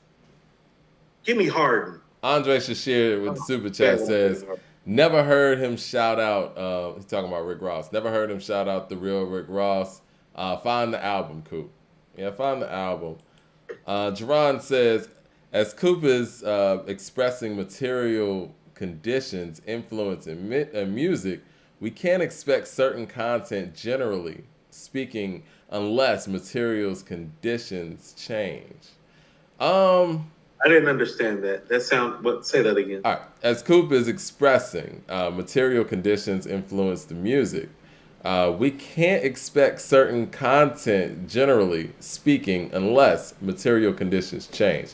He's saying basically change comes from the top. And I was thinking that too when you were talking about these environments that people are in. And it's like, why are these environments like this in the first place? And again, that goes to my political ignorance and the people that I want to hold accountable for not putting things in place to better these communities.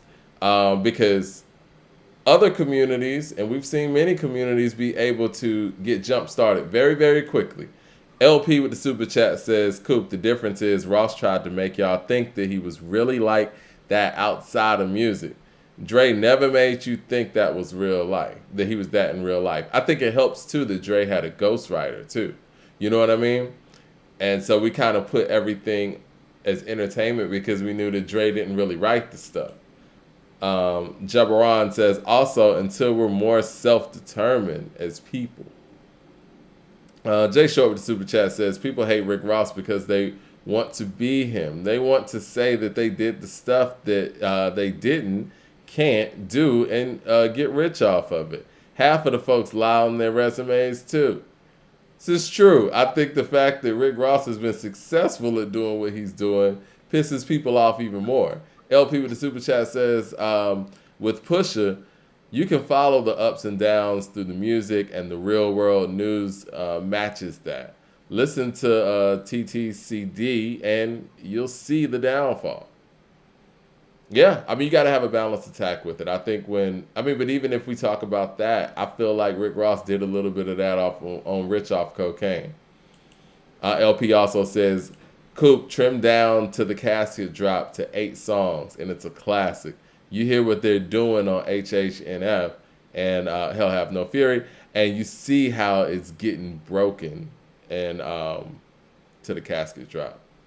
I mean, Till the Casket Drop just really suffers with some of the songs at the end, but that was more of a production thing with Pharrell, like the whole counseling. Yeah. All Eyes on Me with Carrie Hilson. Mm-hmm. Yeah, so actually, to be honest with you, if you take Counseling and Champion off and just make it 11 songs, it's a classic to me, because those are the only records on there. DFW Herbie says, y'all saw James Dolan's Rock Band's music video? LOL. I want to get through these super chats so we can, move on. Damian Jones says, Benny said it best. And when they talk about the streets, it ain't specific. So I'm a tad bit suspicious if it ain't fact or fiction. I told you, Mike, part of the reason why I respect Griselda is because it's like, well, no, I mean, like, you could actually go pull their rap sheet, actually. Like, they've all, like, done bid, served times. They have people who are still locked up. They've had people who have been, like, hit up. It's unfortunate, like, the circumstances that come with your credibility in this business sometimes comes with legitimate jail rap sheets and legitimate, like, death. But is it worth all of that? And I'm going to say this, and I got my I'm not saying it should have to be all of that. I told you, Mike, do you remember when I was telling you, I had a friend literally tell me, he was like, I can tell West Side was locked up more than Benny because of how he talks about the jail talk. It's real like that. You feel me? He's like, because he was bringing up West Side's line on Brutus, take my spot at the microwave. You gonna die tonight. He's like, Coop, he was like, he's like, actually, I'm sorry, not even jail talk, prison talk. He was telling me, he's like, Coop, he was like, that's that prison talk. That ain't that jail talk. And he's telling me because he knows that I've been to jail multiple times, but I've never been to prison. He's like, Coop, that's that prison talk. LP with the super chat says, K so toxic. He talking about Kyrie. Kyrie's so toxic, they rather lose KD than keep them both.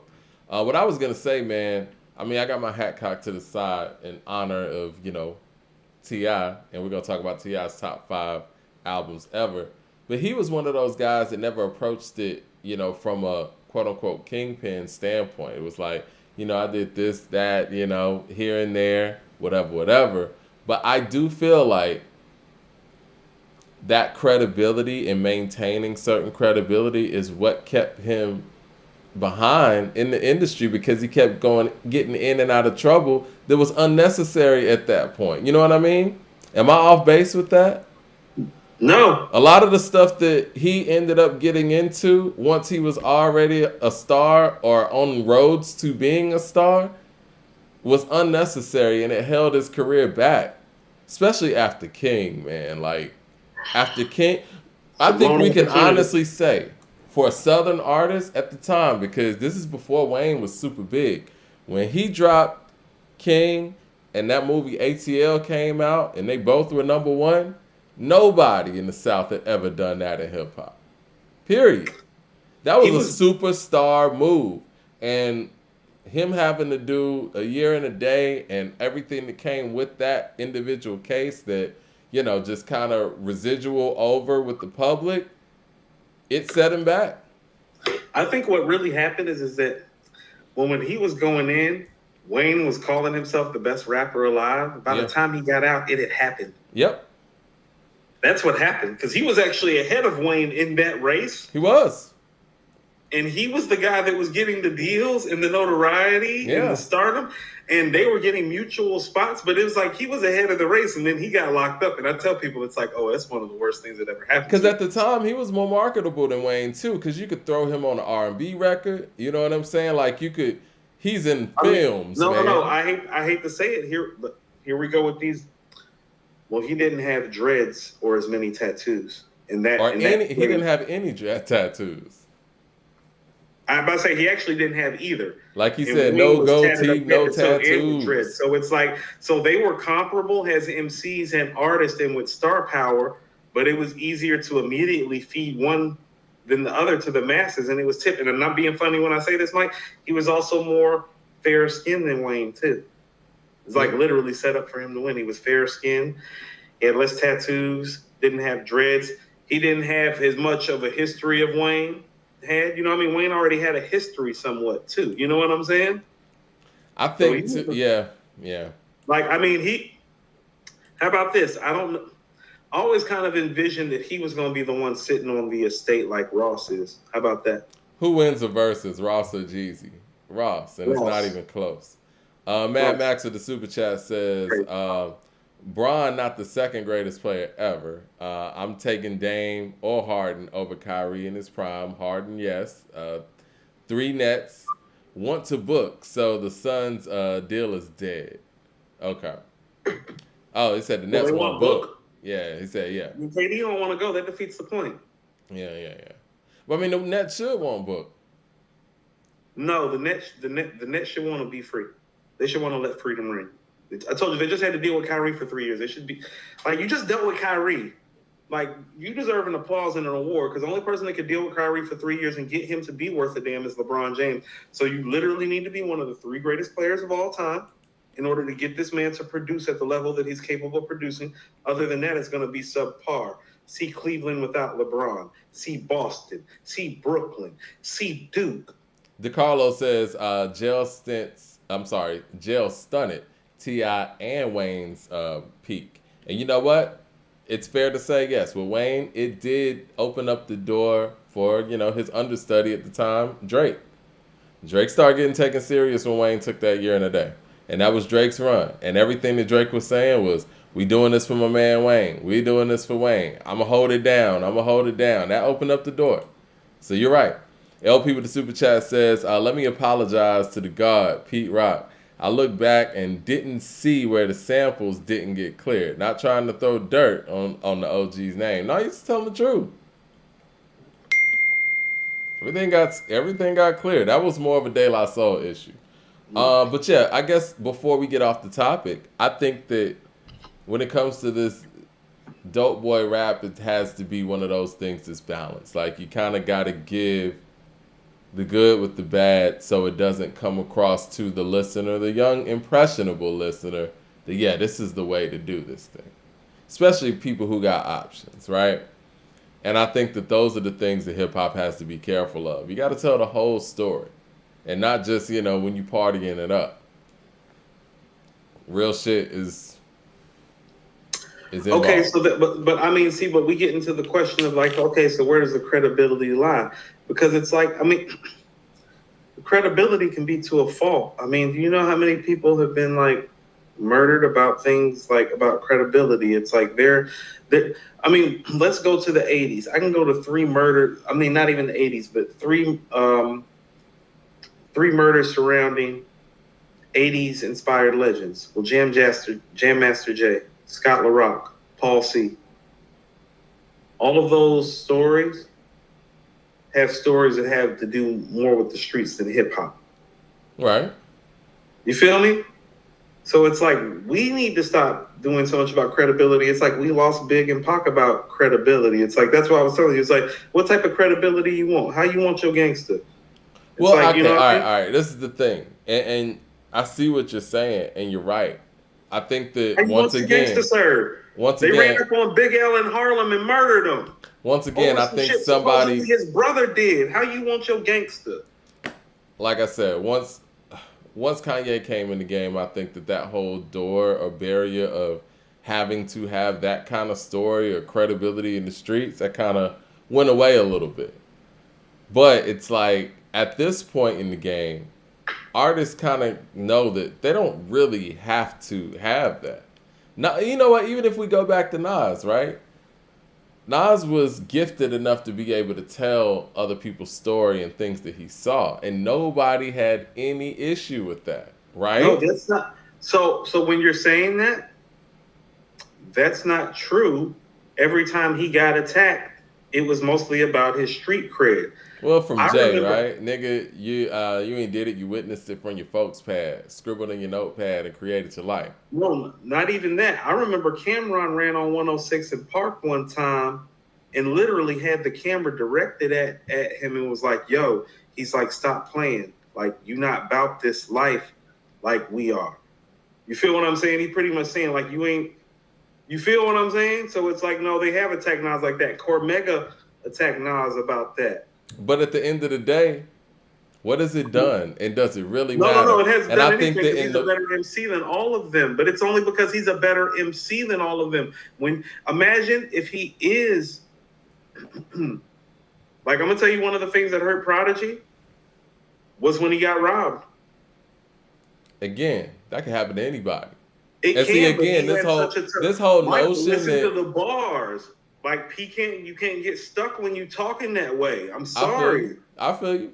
And again, the thing is, man, get stuck when you talking that way. And then I agree with that. Nas is popping up on Stillmatic talking about, Jungle, and us had to get your chain back when you got robbed on the video set for Keep It Thorough. He got robbed on the video set for a record called Keep It Thorough. It's not okay. I feel what you're saying. I agree. It's not okay with shit like that. The crazy thing is, man, these things don't happen to artists who don't be talking like that. So if you talking big, people out there who are really doing these things, they're going to see what it looks like.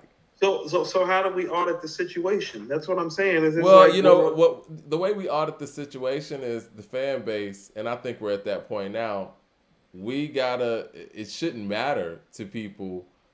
You shouldn't have to come with the prerequisite of, yeah, I got this type of resume, yada, yada. If you do, cool, and you want to talk about it, great. But artists coming up or rappers coming up shouldn't feel like that's the only way they could be a rapper. You know what I mean? You shouldn't have to create some sort of street cred because you feel like that's the only way to be a rapper. And I think that the fan base now is finally at a point where that's not the prerequisite to being a rapper. Nas the GOAT with the super chat says, top 5 T.I. albums for me: Trap Music, Urban Legend, King, Paper Trail, and Trouble Man. Where do y'all rank T.I. among the greats? For me, he's 15. He's a 15. I guess top 15. Well, I guess we could start there, right? I mean, is that where we're transitioning to? Yeah, let's go ahead. I'm about to say, do we need to wrap this up with anything? I think we've talked about, Well, I think that's just the way. I think that's where we need to go when it comes to like the fan base has accepted the fact that, you know what, if you dope, you dope, and if your music's dope, you're dope. You don't really need street credibility.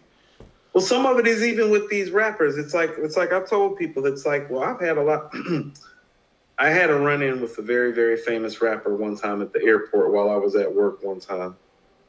And I don't even like Fam, to be honest with you. I don't have one song of his downloaded, and he's made some pretty big hits down here. He's made a hit down here that's like literally considered to be a hip-hop classic by most. He's from Louisiana. He's from New Orleans. It's the national championship game when Joe Burrow won, right? Mm-hmm. Do you remember when he threw the touchdown pass to Randy Moss's son? Mm-hmm. So that's the play that's about to happen. We're going down the escalator. I just got off work. I'm with my crew. He's with his mans. I know, now I'm with one of my homies who's a music producer. I know what type of dude he is. He ain't going to say nothing.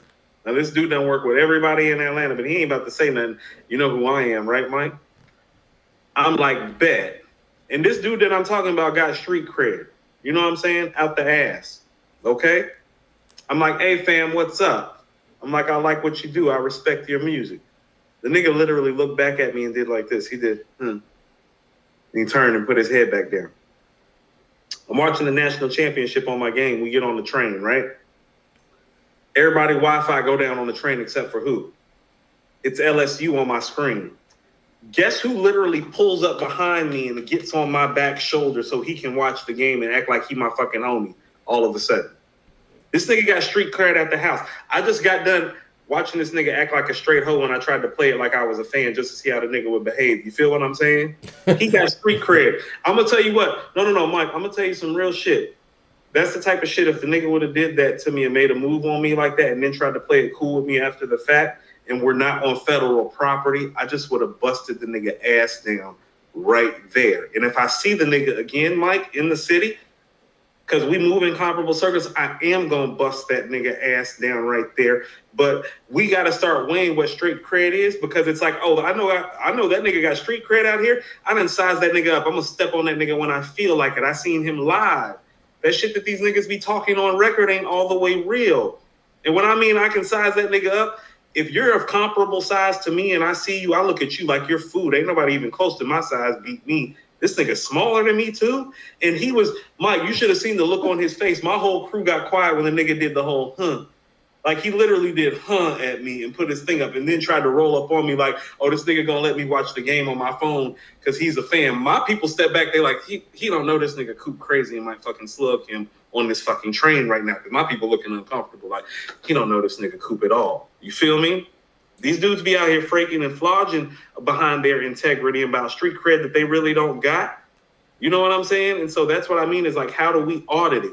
I done been in so many circumstances with so many of these dudes who supposedly got street cred. They the phoniest niggas in the world. All right? They fake as fuck. They'll never pull a real move. I don't even know if half these niggas know how to swing. For real. I'm for real. Let me get to the super chat real quick.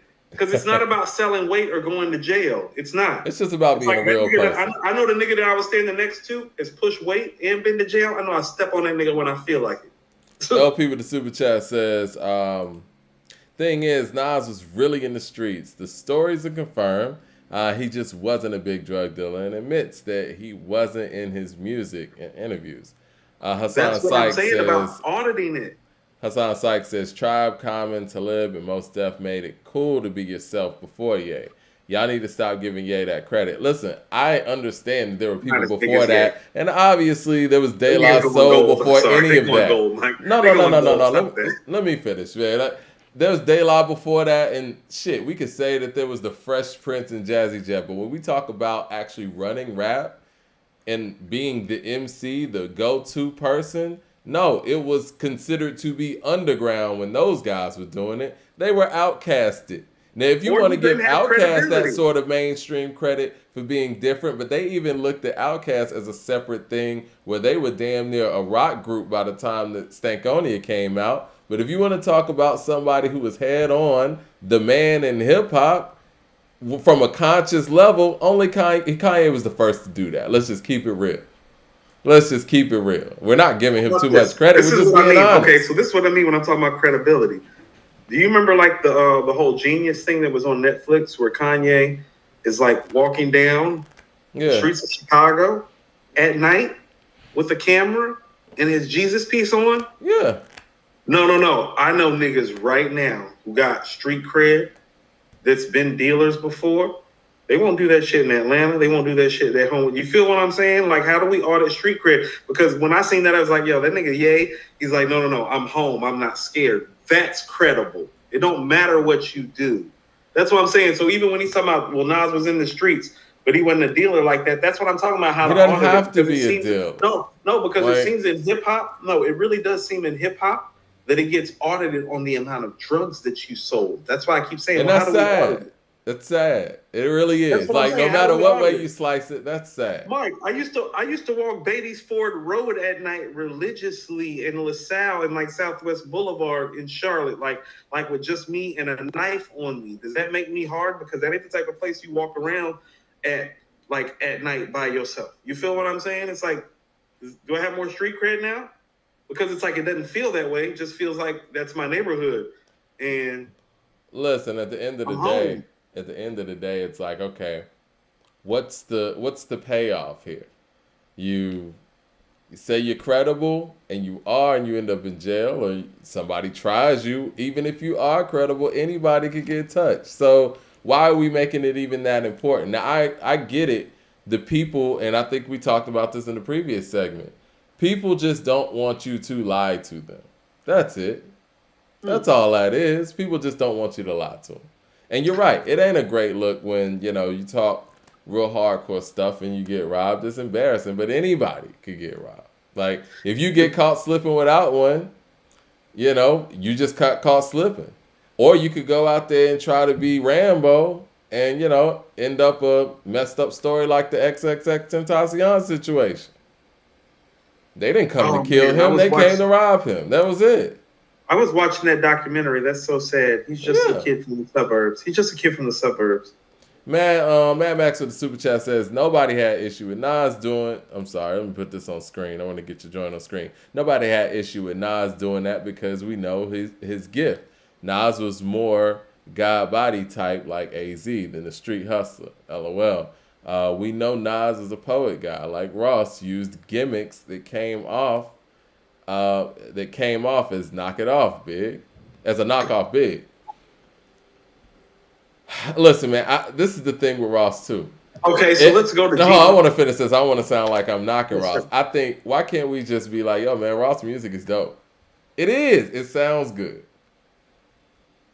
That's where I got is to what it is. Like I told you, I was one of those people that was hesitant, and that whole thing with the street cred kind of hurt me. But then I was just like, it shouldn't matter. Well, this is music, and he's a really dope MC. Yeah. And so I was about to say, so let's go to Jeezy right quick, who I have an affinity for. Like I told you, when I moved back from Cali, I had a dude that I was doing some work with that was like, yo, this Jeezy old hood. I'm like, nigga, like, why do you care? I'm like, you're from Brooklyn. Like, why the fuck do you care? This Jeezy old hood, nigga. You know what I'm saying? But Jeezy affects the street culture like that. Where it's like other dudes that was coming down in Atlanta and hustling, it's like one of the hustle on the blocks that Jeezy had hustled on. And it's like, that's what I mean. It's like, how do I audit that situation? Because here's the thing. You don't. You know what I mean? Like, we don't. I was a hustler and an artist when that was going on. I had no idea about how to audit that situation. How did I tell this dude from New York that shit that he just told me is corny? And I'm from the east side of Atlanta and the west side of Charlotte. It's like, yo, like, why do you know Jeezy's corners more than I do, nigga? What kind of corny ass shit is that? Cool. You got to just let people have it, man. It's all good. Mm-hmm. You know what I'm saying? Like, certain things you just got to let ride. I don't even approach these artists either. Like, the story you told about the artist. It's like, yo, man, you got it. It's your space. Do whatever you're doing. I'm going to do what I'm doing. I'm not going to even put anybody in position to play me out. I wouldn't even, you know what? You know how big of a Michael Jordan fan I am. And I've heard that whole Chameleonaire story, Michael Jordan and all that stuff. It's like, listen, man, you shouldn't put yourself in a space to be played out by Michael Jordan. You know what I'm saying? I wouldn't. Like, I'd be like, what's up? This is what I mean about how, even how that goes, Mike. Well, I've dealt with Michael Jordan a few times. Mike was always fucking cool with me. Sometimes you play yourself. You know what I mean? Exactly. Like, how about this? I'll tell you what, like this rapper that I'm talking about, the next time I seen him, right? At my church. So y'all made up? Baby mama goes to my church. Oh, okay. Yeah. Baby mama goes to my church. Mm-hmm. LP with the super chat says, it's hard to go back to some of the old stuff knowing that they didn't live it. how I let these cats influence me. I'm disappointed in my young self, LOL. But see, it's funny y'all say that about. See, that's what I'm No, talking no, about. How do we no. audit that? Listen, Listen to listen, what Fam listen. just said. I think it's so funny that we say that about the drug dealing rappers, but when I say what I say about Common, y'all sitting here saying I'm hating. These are things that can actually be rectified, like straight up. Those are verifiable things. So when we talk shit about Kendrick and Common, we're some fucking haters, but we get to talk about the dealers however and whenever we want, Mike. You see that? It's now, wild, man. Is that?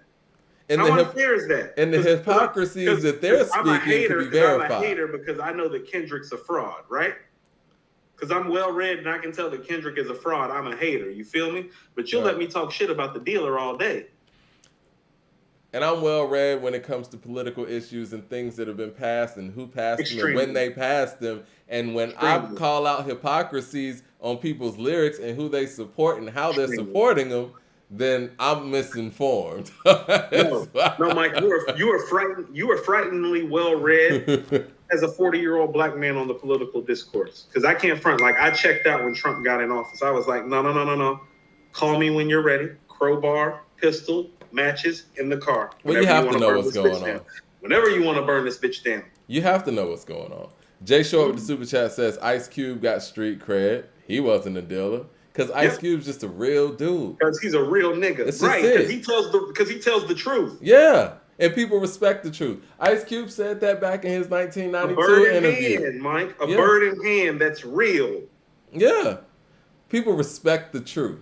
And I think, going back, and we'll go to the next segment or subject, people just don't want to be lied to. And that's it. I think that's what it is. But I think when it comes from these glorified street tales, I think it's easier for people to digest it wasn't the truth and they feel a way about that. But when it comes to the conscious community, they can lie to you all day and they can give you inaccurate information all day, but they're going so fast and they sound so well read that no one calls them on it.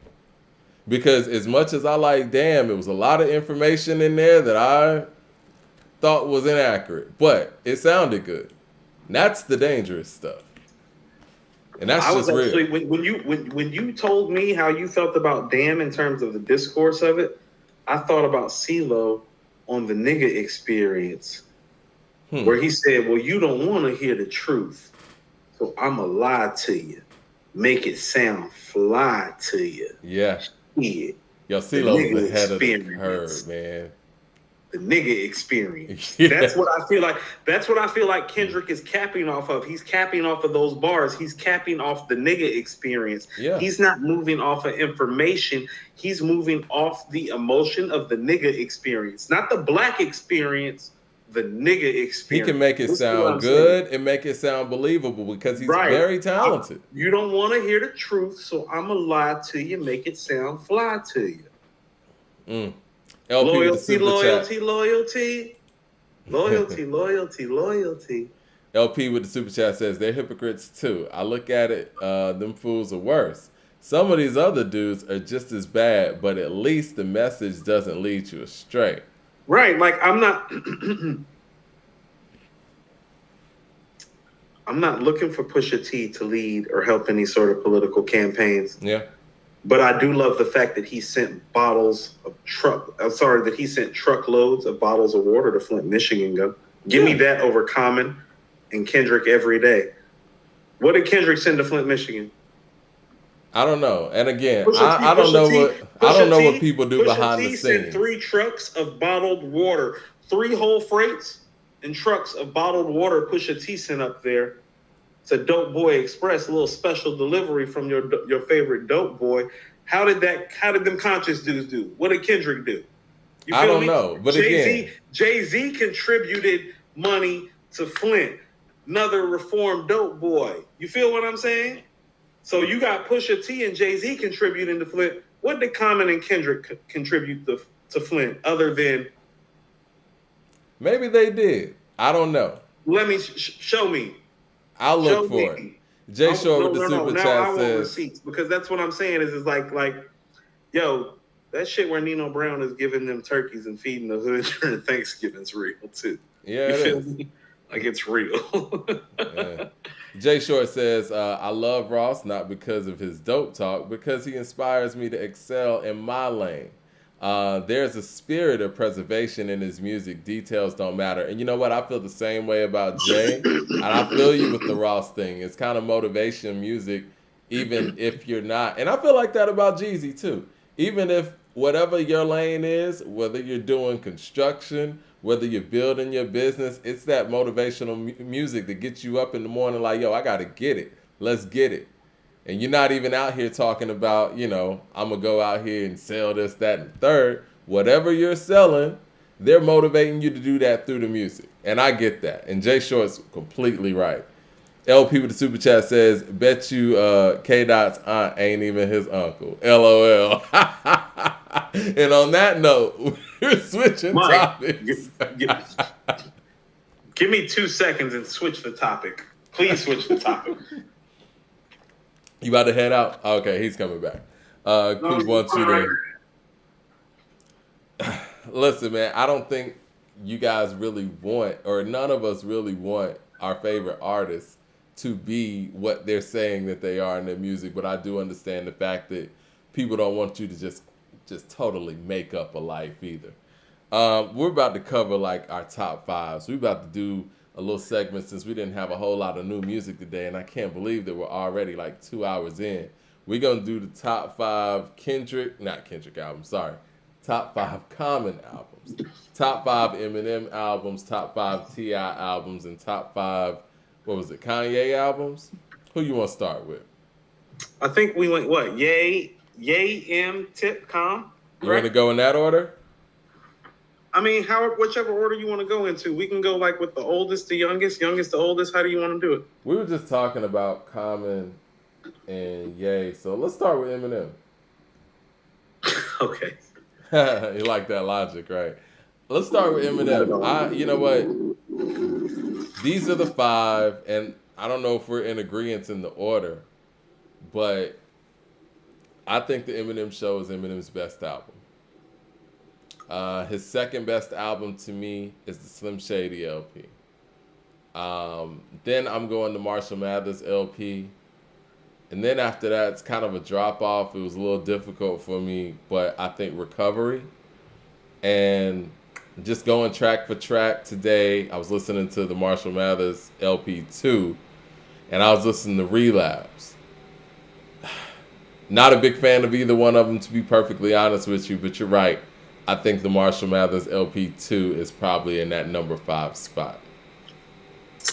I was actually thinking about what you said about Recovery, so listen to Recovery on the way home from Stone Mountain, because I figured, well, hey, got another hour and a half in the car. Nothing more depressing than listening to Eminem and in the rain and in traffic on Friday. Right. So that's what I did. I don't know if Relapse or how about this? I would actually, and this is just for me.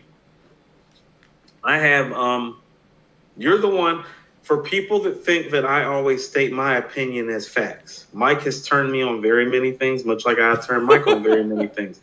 One of the things Mike has turned me on is that I'm going to agree with you that the Eminem Show is his best piece of work, not the Marshall Mathers LP. So I have the Eminem Show at number 1 like you do, but I have the Marshall Mathers LP at number 2. I'm not mad at that. I have the Slim Shady LP. I just personally like the Slim Shady LP. No, and you want to know what? Better. I remember the hip-hop listener in me went back and listened to some of that stuff, and it's like I remember hearing that for the first time. Well, it was really innovative and creative to hear. Yeah, Brain Damage was new. That was very Slick Rick-ish, the way he handled that record. Oh, I like that contextualization. Very Slick Rick-ish. Yes, Brain Damage is. Okay. Yeah. I can see that. Yeah, I never thought of it that way. But that's a dope way of looking at it. And I thought, what was it, 97 Bonnie and Clyde, as twisted as it was brilliant. Mm-hmm. Very great songwriting. Great songwriting. It's the foreshadowing of Stan in terms of his songwriting capabilities, in terms of being able to flesh out like. For me, the Marshall Mathers LP just doesn't have like one of those guilty consciences or role models.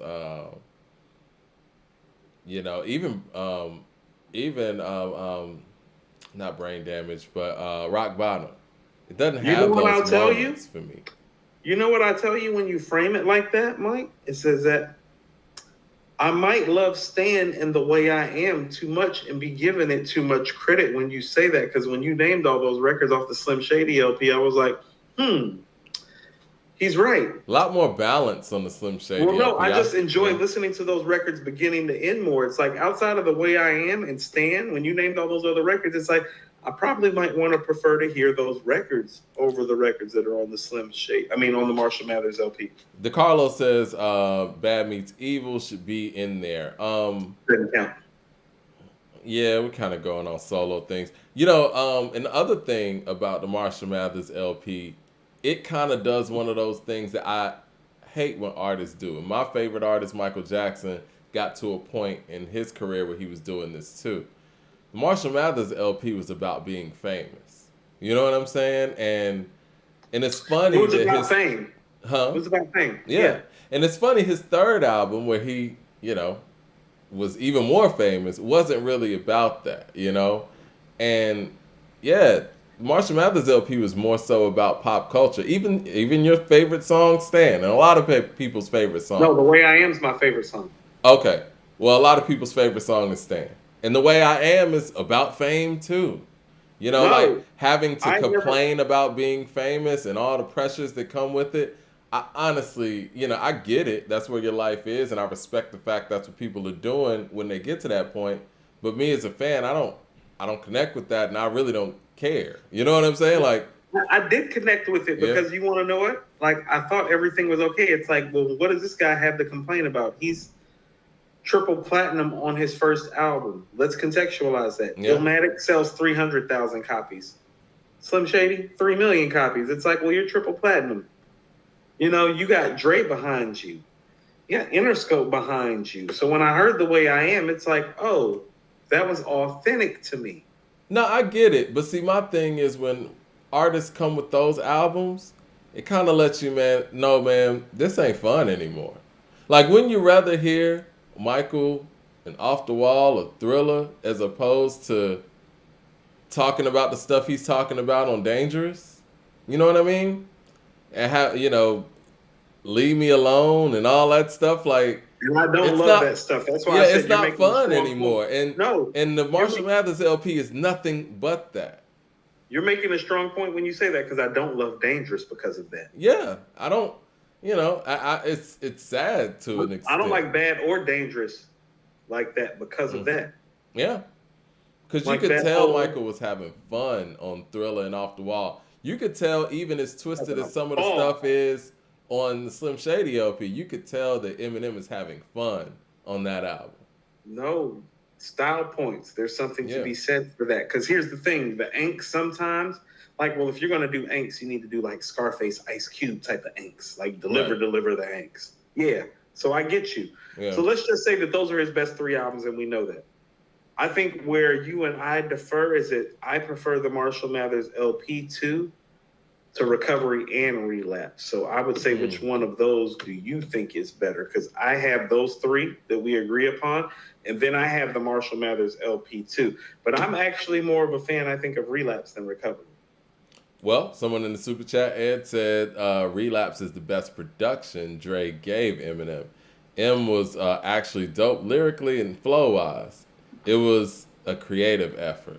I like. So what I was actually about to say is that Dr. Dre's contributions on Recovery and Relapse are probably what make the difference. Yeah. Jay Short says, Coop, you didn't like Recovery? It was solid. Yeah. I think that on the Marshall Mathers LP2, it's a couple things, right? I thought Berserk was terrible. But on Relapse, I thought that We Made You was terrible. Now, why don't you like Rap God? Like, I'm just trying to understand. Tell me. Don't like the beat. I think that the flow is all over the place. And you think he's trying too hard? Yeah, man. Like, I figured you. Now, would like say I said, the Survival. Now, like I said, great job. I want to hear more of that kind of Eminem because I think that with his voice changing and his style changing and approach changing, he could do more of that. I like that. That sounded organic to me from him, and the bars was there, the production was good, the hook was dope. I like Survival. Okay, so those are his 5 best projects, though. So we're pretty much in the wheelhouse of like his best 5, 6 projects we agree upon, one way or the other. Correct? Yeah, yeah. I was gonna say something about the Marshall Mathers LP. But where would you rank this catalog all time? Like these albums that we're bringing up, like where does this rank catalog wise for a solo artist? Yeah, it doesn't. Honestly, if we're talking about these 5, with the people, all right, I'll put it this way: with the people that he's normally in conversations with, it doesn't. It would have to be one of the greats that doesn't have 5 albums to, you know. Right, Black Thought. Yeah, or something like that. Like, how about this? And even if we say like some, and I say this respectfully, Big Daddy Kane, right? Yes, but on a day like how about this? On a day like today, when you pull up a catalog like this, it's like, well, this is why people want Lupe to get more shine. This is why people want Doom to get more shine. Yeah, because this catalog's not. It's not better than Doom or Lupe's catalog. Oh hell no! It doesn't even touch Doom's catalog. And Lupe, I don't think. Hold on. Okay, so do you think Doom has a top 20 catalog? I think it's possible. Think it's possible? I think it's possible. I think it's possible too, because like I said, I've been doing some listening and doing some digging. I think it's possible that Doom has a top 20 catalog, but it would be a top 20 catalog. It's not a top 10 catalog. It's not a top 15 catalog to me. It would be top 20. Now we were going through Common's his catalog is not even Doom's catalog. No. He doesn't have a Mad Villainy. No. I think the Eminem show, like I said, is his best work. I think that, but honestly, I think that's him at his best. Now that's the best production job, though, too. Because when I look at the beats on there, when I thought about it, when I started leaning towards the Eminem show, I started thinking about the production on there, the beats, Till I Collapse, actual Keeping Out My Closet. Those actual beats, like the Keeping Out My Closet beat, is dope. Superman, no, those beats are dope. Soldier, yeah. Yeah. I think that those beats are dope. And where he was rapping at that point, he was at the apex of his skill set, in my opinion. That's the Eminem that we were talking about killed Jay-Z on his own track. Like that was him in that time frame. That's the Eminem that made Lose Yourself. That time frame right there is when he had the perfect balance of his skill set from, the first one, but his content from, the second one. He put both of those worlds together perfectly on the third one. And after that, everything was kind of just, I don't know. It's a big drop off, in my personal opinion, skill wise. Right. And I know that, and we didn't address this last show, and I guess maybe it's a perfect time to do it before we get to the next person. But I know Logic did an interview with Big Boy, and they were talking about people not appreciating Eminem, and if Eminem would have passed away, unfortunately, I think that's what Big Boy said, if he would have died, he would have been top 5 or something. And it's like, no, that's not the thing. I think that what people have noticed over the years is, A, his catalog didn't age well with the rest of the people that we hold to that degree. And like you said, that lyrical miracle stuff doesn't make you make great music, and that doesn't just go for Eminem. That goes for everybody. There's been a lot of guys who've been incredible lyricists who don't have the catalog that people who they might be a little bit more lyrically inclined than have. Like Crooked Eye doesn't have Snoop Dogg's catalog. It just is what it is, and that's fine. I think that's a great way of putting it together, because it's like, well, as I've always said, this is like, well, if it's like we're going to a rap battle, I got like 5 G's on me, right? And it's like, well, you're telling me it's like, well, Coop, you can take Corrupt or you can take Snoop. Yeah, come on, Corrupt, let's go. It's like Snoop. Snoop would tell you to take Corrupt. Like Snoop. We're taking your car because your car has all the marijuana that we want to smoke in it, but you're not stepping out the car to rip it off. All right, you feel what I'm saying? Yeah. You know what I'm saying? Like if Crooked Eye and even like what's another West Coast art, like E40? Crooked Eye, E4. Are you talking about the compare that has the catalog? Let's say Too Short or something, right? I was thinking Short too. Yeah. It's like no, I love me some Short and some 40 catalog wise way more than Crooked Eye. Yeah. We hopping out that whip, we going to the corner, do this rap shit. Hey, 40, do me a favor. Hold me a seat right next to Steph Curry at the Dubs game. We about to go do this rap shit. And like right I said, I'm sure he would tell you the same thing, like right. respectfully, and he respects the skill set of people who come in that way. I mean, you notice Snoop respects that skill set because he's been behind some of these rap battles, so he So when I understands be what it talking is. about 50, it's like, well, it's like ain't nobody in Queens pulling up with 50 when Nas and Prodigy and Cool G rapper from Queens. Yeah. Ain't nobody doing that. It's like it's like 50. It's like, you want to know what? I'm gonna tell you what I'm gonna do.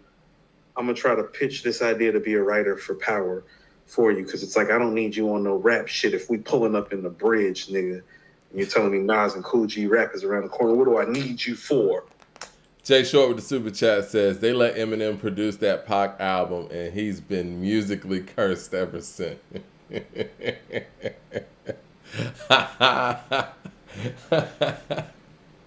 You know, just imagine.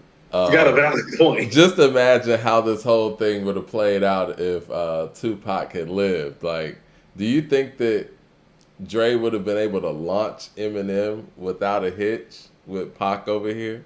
None whatsoever. I think that would have been a little different in history. I mean, when you listen to Toss It Up, he was and taking shots at Nas and Jay and Big and Prodigy like they were nobodies. And he was Dre, taking shots at them like they were no. This little nigga named Nas think he live like me, talking about he left the hospital, took 5 like me. You live in fantasies, nigga. I reject your deposit. We shook Dre punk ass, now he out of the closet. Like, no, he didn't want none of that. He talking about, hey, Nas, your whole damn style is bitten. And in the background, Mike, the ad-lib goes, the nigga sound like Rakim. He's talking big shit. He's in the background ad-libbing against Nas. The nigga sound like Rakim. That's the ad-lib in the background. Yeah.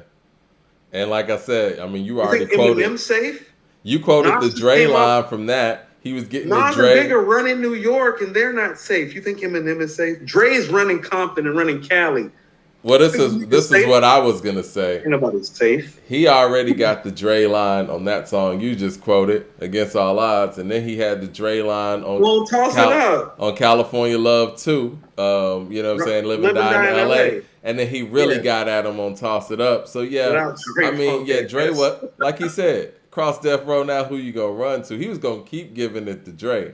So it would have been a little, I don't want to say Dre wouldn't have been able to launch Eminem, but he would have, you know, it would have been so, it wouldn't have been easy with Pac running was around. Like, listen here, he on the intro to Machiavelli, Jay-Z from Hawaiian Sophie fame, Big Willie, Big Lil, whatever.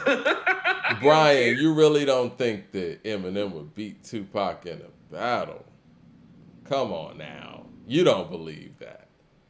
Oh, man. No, you don't believe that. Once again, one of the reasons why I love Prodigy, because all these dudes had this shit talked to them, but only one person responded, and that's Mobb Deep with Drop a Gem on, which is one of the best diss records ever. You want to know what? Drop a Gem on it is very like back-to-back-ish. Like back-to-back is the modern day Drop a Gem on. And it's like, oh, you came with that for that guy? Good job. Bravo. Oh, yeah. No, I remember hearing those records being like, man, these guys are really stepping up to Pop. It's the infamous Back in the House once again, live a life that of diamonds and guns and now gems, pull gats like a bass head pull on stems. The mob got the bomb, run out and tell a friend, drop a gem on them. Yeah, no. They was going at Pac. They went at Pac for real too. Like, I say this they was talking shit about Pac. Man. Rikers, P's on there. Rikers Island's flashbacks to the house you got scuffed it in. You would think that getting your headshots enough, but then now you want to go on my team. Must have been drunk when you wrote that shit. Too bad you hadn't did it to your own self. My rebellion, retaliate. I had the whole New York State aiming at your face at the gate. Bottom line off top soon as he came through. Shots blew. Don't even know the half of my crew. Oh no, them was the only niggas that was about it when Pac was talking shit. I'm just gonna be honest, guys, man. There's no way that Eminem would have beaten Tupac in a rap battle. I don't have. I want to quote my man Coop here. I don't have the evidence based on what we see from the diss records that Eminem has put out. I'm trying to think of what Eminem's best diss record is. Off the top of my head, I'm gonna go with Well, my favorite was the one that he did against Everlast. That was I Remember. But I think the best one was the Sauce going at Benzino. But I don't think those would have worked against Pac. What do y'all think Eminem's best diss record is? And what evidence do y'all have that he would beat Tupac in a battle on wax? Pac is so big that Drop a Gem was a gloss over. Mm-hmm. Stop that. Drop a Gem is one of the best diss records ever, and it's a gloss over because it's Pac. And also, man, y'all really think that Pac wouldn't have said anything about the fact that M's out here wearing wigs and stuff in his videos? I don't know, man. That would have been real easy for Pac. I don't know. Especially rolling with Dre, he just would have been an easy target. He would have been an easy target, man. You know, that whole "my bum is on your lips." He would have gotten all of that. He would have put all that in the record. Someone said, Mike, stop lying. It's no evidence for real battle bars for Pac. You ever heard Hit 'Em Up? People don't care about battle bars. What? He's just giving it to you straight up. What are the most lethal diss records? And I'm not a huge Hit 'Em Up fan like that, but the most lethal diss records ever are No Vaseline, Hit 'Em Up, We Say Ether as well. Those are direct. And I think that Eminem wouldn't be able to take a direct hit. He struggled with MGK, guys. And in my opinion, MGK got him. But I know y'all think my opinion's biased. Mad Max in the Super Chat says, Tupac was too aggressive for M. You got to be Biggie on Long Kiss Goodnight to beat Pac. Nas couldn't battle Pac. M got no chance. Oh, hold on. And let's get this straight, too. That's what I mean about I always gave Mob credit. Those big shots are super ambiguous and super subtle, and I don't like them. If you're the king of New York and you're that dude, don't do all that ambiguous and subtle shit while Pac's coming for you. Like that, there's I'm a time and a place for the subliminals. Slugs missed you. I ain't mad at you. We ain't mad at you. It's like, no, don't do that, fam. Like, I love that. I love Big, but it's like, no, don't do that either. You know what I mean? The streets be talking about that shit too. That's what I'm saying. It's like, no. All you dudes was talking and taking like little subtle shots when he was like, fuck this guy. Well, that was a deadly misstep. Fuck your team. And you guys is like doing this like little like cute like subliminal stuff. It's like, that's what I'm talking about. It's like, how do you want to audit this street shit? Because it's like, well, if we're auditing them dudes versus Pac and that, it's like, well, I didn't like that either. Because it's like Pac was really walking the streets of New York and LA with pistols on him. Pac was really living the life he was talking about. And he does make a point, even with the whole lines that he heard on the message. Because you got to keep in mind, It Was Written's getting made when All Eyes on Me is getting made. Yeah. And they're using the same beat. All Eyes on Me and Street Dreams, same beat. He likes Nas. I Gave You Power. Me and My Girlfriend. Yeah. The Message. Got shot, took a hot one, turned around and dropped, son, caught a hot one. Somebody take this biscuit for the cops come. Like, Pac's taking that, like, no, nigga, you talking about the shit that I'm really living about. Like, when did that happen to Nas? Well, real. Ant Learn like, with the super like, chat that happened says... to me. When did that happen to Nas? Ant Learn with the super chat says, I don't care much for diss songs when rappers don't say names. I don't care for subliminals. I'm with that. You know what I mean? And it's like, I get it. I think that there's a time and a place for subliminals, right? When there's somebody that you know is clout chasing on you and you got like a real clever subliminal that only them and their people know, then it's necessary. But if we talking about, everybody know what it is and everybody's waiting on your response, either don't respond or go all out. Inspector with the super chat says Pac would have just talked on a record against Eminem, and that would have been enough, honestly. Because like I said, I think he would have had enough to go on. Possibly. All right, let's go with the next top 5. You want to go Common or T.I.? Let's go. What do you think? T.I. T.I. I was thinking T.I. too. Swain with the super chat says it wouldn't have been M because Pac was close to ending Dre's career. Yeah, that would have been very difficult to launch Eminem with all that Pac back and forth going. And it wasn't even back and forth. It was just Pac going. Well, Pac's honest. So if Pac, okay, so Pac is like, I don't like it, so I'm gonna speak on it. You know what I mean? Mm-hmm. Pac is like, this is wrong. You know what I mean? That's who Pac is. Mm-hmm. Pac is the type of person, and this is where he's sometimes dangerous too, is that he might see something literally that's happening in the streets. Like people forget Pac really is from the streets and really about the streets. So he might see something that's happening in the streets. Go to the studio and literally put it down right there, man. Yeah. Like right there. It's happening live. It's not happening in some sort of, it's not happening in Nas time where he's about to write the song for 3 or 4 hours, 3-5 times. Pac is gonna go in off the energy and the strength of the emotion, put it down. You know what I'm saying? Yeah, like put on the beat, you know what I'm saying? I put down my verses. This nigga say the last word, whatever the last word is the hook. We put on another beat, put that shit down, and y'all engineers do what y'all do. Cats, it's like your verse ain't finished. We're gonna move to the next song if your verse not finished. I love it. But that's what I mean when I mean like he's a street dude. That's how the streets work. It's like, oh, you ain't done with that? Give me that. Yeah. Tell me the streets don't work that way. You ain't done with that? You ain't moved that? You ain't did that yet? Top 5 T.I. albums for me. I'm going trap music, number 1. I'm going King, number 2. I'm going Urban Legend, number 3. I'm going Paper Trail, number 4. I struggle with number 5. You want to know what's crazy? Hold on, let me say this, and I know you're about to say this. I just want to finish the Pac point. Pac moves like a New Yorker. Yeah. He's the perfect guy because he's from everywhere. What? Yeah. What? We just. You know what? I'm gonna surprise you with my number 5. Not to interrupt you. Go ahead. Libra scale. It's very problematic. You think the Knicks better than? You think the Libra scale better than the Knicks? I think he did a lot of overlooked things on Libra scale. It's a really good album.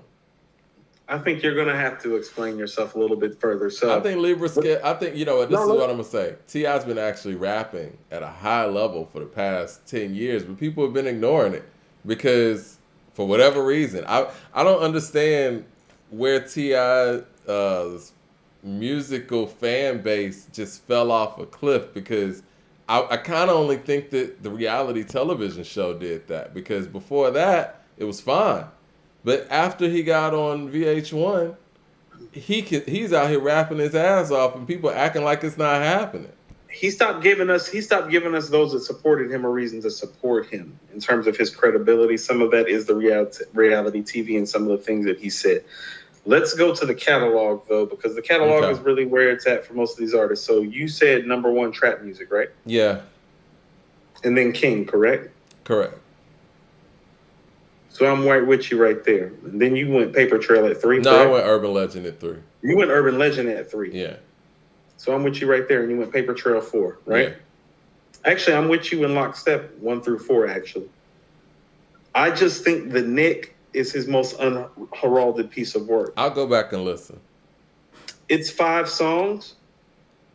That's kind of cheap. Every song. It's only 5 songs, and it's not too often that I talk about projects like this. Mm-hmm.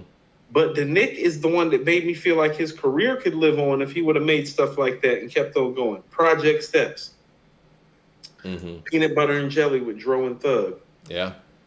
Check Running. Peanut Butter Jelly's a banger, Mike. That is a banger. Check Running's not a banger. Project Steps. I can't interest you in any of these records. So I think it's the Nick just because when I heard the Nick, I'm like, oh, well, in small doses, he can still be just as great as he was. More than any MC in this era, I want him to make 8, 9, and 10 song projects because when I heard the Nick, I'm like, no. If he can go in about twice in the year and crank out about 3, 4, 5 songs like that in a few sessions, more than good enough. And so I don't agree with you on the Libra, even though I get what you're saying. It's because the Libra had a lot of help. The only help that's really going on the Nick is Peanut Butter and Jelly, which is probably the best song on there. Great. Yeah. But the rest of the Nick is hard, man. And I'm going to go with the Nick at number 5. You know what? I need to go back. Broadcast live. That was what I was missing. We broadcast live from the West Side. What a real player. No, that's all dope. No, that T.I.'s one of the few people. Records on here are borderline some of his best stuff to me. T.I.'s one of the few people that I think, because he said this next album is his last album. I think he has an opportunity. Nobody believes these niggas. I think he has, if this is true, right? And even if it's not true, I think he has an opportunity to make one of his best albums because his skill set is still there. And for whatever reason, like I said, the fan base is falling off with it. I think this is more of a production thing. And, you know, and I know I talked about, because I'm a big Pharrell Neptunes fan.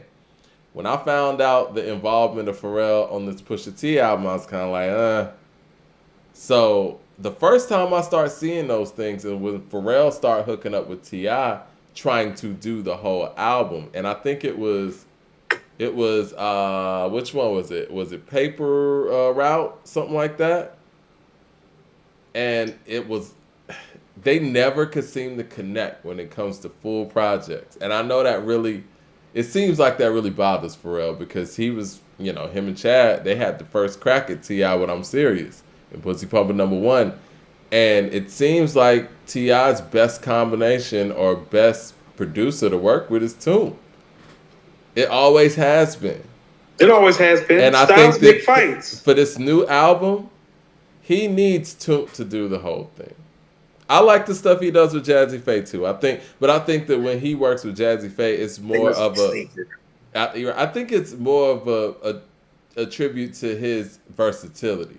You know, like he can do songs like Let's Get Away. He can do Chilling With My Bitch Today or whatever because he just has that kind of flow. But I think Toomp is the guy for him. So what I submit to you is that what I think T.I. needs to do is some of what Common did on Finding Forever, which is like, well, it's obvious when you hear that he belongs with Ye for his best stuff. Yeah. Now, people are talking about mixtapes. I'm seeing people talking about In the Street series. Now, if we count that, man, Down with the Kings on my list. That's different. Down with the King is going to super T most of the stuff on this list. Yeah. I mean, it is. I mean, matter of fact, if I'm going to place it, I'm going to place Down with the King at number 3 after Trap Music and King. Correct? And you probably might like it more than King. No, I like it more than King. King's a better overall effort, but I like the King's attitude. A better album. King's a better polished effort, but you like Down with the King more. I would actually. It's crazy how we're agreeing today. The attitude that made T.I. is all over Down with the King. The guy, that's a legend. Is Down with the King. He's a legend on Down with the King. That's the guy that we're talking about. Yeah, that's the guy. No. So I get what you're saying. That's also, but Mike, that's also some ATL stuff. A lot of people are not as familiar with Down with the King. Right. You feel what I'm saying? Yeah. So it's like when you're listening to King, that's his most full piece of work. It is for everybody. Trap music is his most striking piece of work and most important piece of work. So 1 and 2, if we're just talking musically, Down with the King at number 3. But that's just like I told you. It's like, well, if we're going through Jeezy's catalog, it's like, well, if we're including the mixtapes, it's like, well, Trap or Die 1 and 2, and then let's start with his albums. Right. Inspector says T.I. is similar to Common. Tried to be too deep. Is that? I think him and Ludacris suffered from that. I think you suffer from that in the South is what I'm finding out, because you want to know what? The only person that's allowed to have messages down here are the people who start off with messages. Scarface, Goody Mob. It's like if you don't start off with a message, the South doesn't let you turn the page.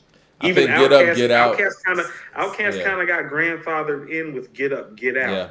That opened the door for them to be able to be that, and not to mention, like you said, because of Get Up, Get Out. Get Up, Get Out enabled them to be flexible. And and again, that association with the Goody Mob and the fact that Goody Mob was on Get Up, Get Out really helped.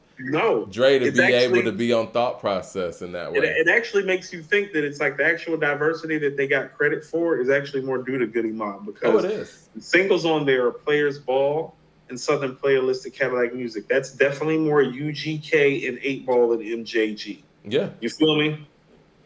Yeah. Jay Short with the super chat says T.I.'s music is flat.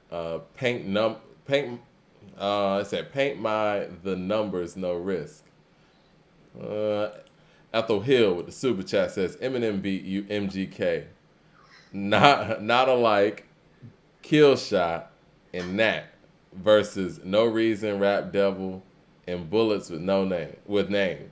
Eminem wins. Eminem's best diss could be The Warning.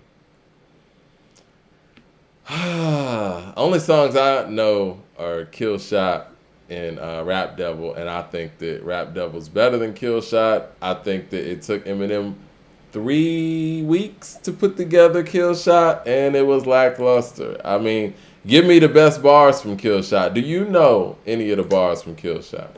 No. Okay. Born King says Tip's I in know the everything. Street series was fire. He had the city on fire at the time. Yeah. Anybody who wasn't here doesn't quite understand what Tip was to That's what Atlanta I'm saying. at the time. But yeah, he had When the people city be on like- fire. when He was the people first be person in I the- saw have the city on fire. Like when I was outside enough. I wasn't outside when Cass came out originally, really. Me neither. You know what I mean? But I get what you're saying. No, you're right. Yeah.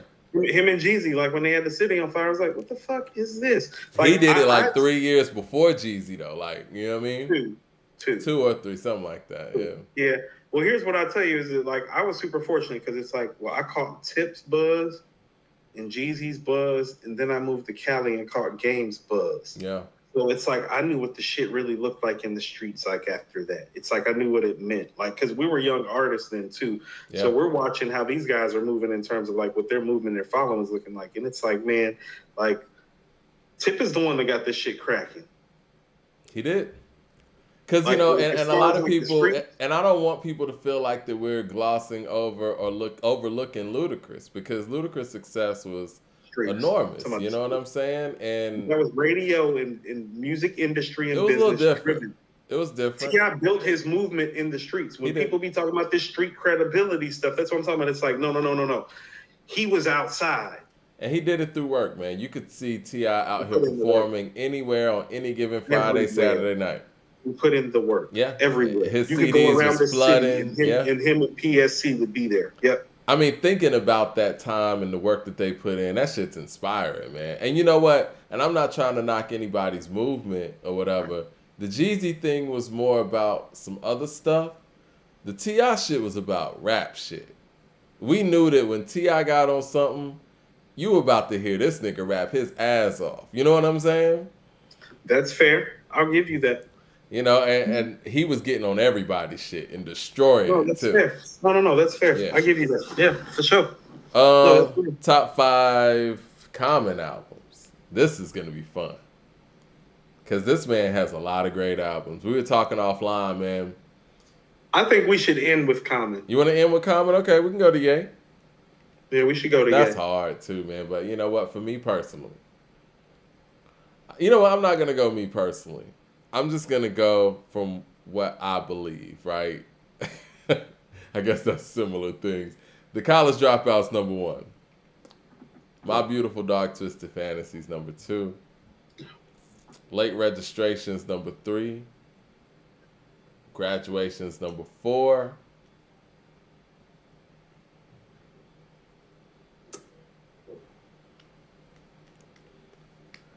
You know what? I'm gonna be honest, man. I listen to Pablo more than Yeezus, and Pablo's number 5.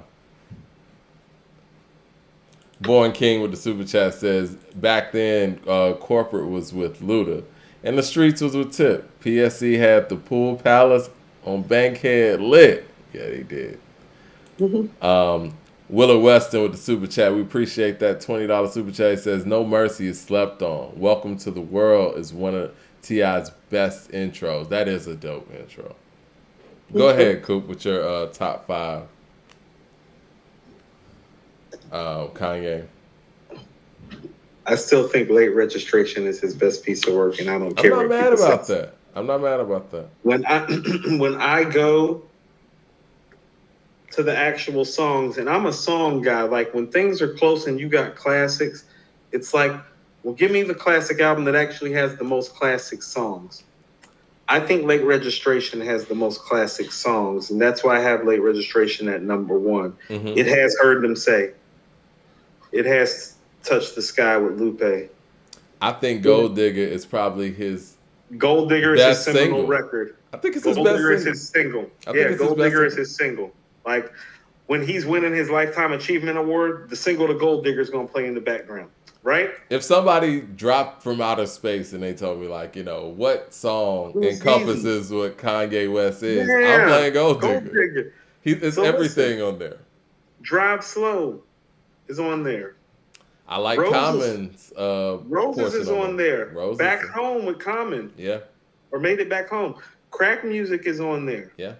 We Major with Nas is on there. Love that Diamonds record. in Sierra Leone. I like the Jay-Z Diamonds is on without there. Jay, and I'm not just saying that. Either way, Yeah. hold on. The song "I'll Be Late for That" Late is on there. The joint with Cameron is on there. Yeah. Great. His most. So if we're actually talking about his most classic records on all of his albums, you cannot go to any of his albums and find more classic Kanye West songs than are on Late Registration. And that's the only reason I have Late Registration number one. I know how My Beautiful Dark Twisted Fantasy plays. I know how The College Dropout feels.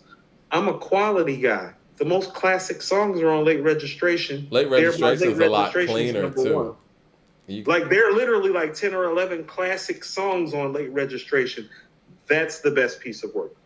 After that, I'm going to go The College Dropout. After that, I'm going My Beautiful Dark Twisted Fantasy. After that, I'm going Graduation.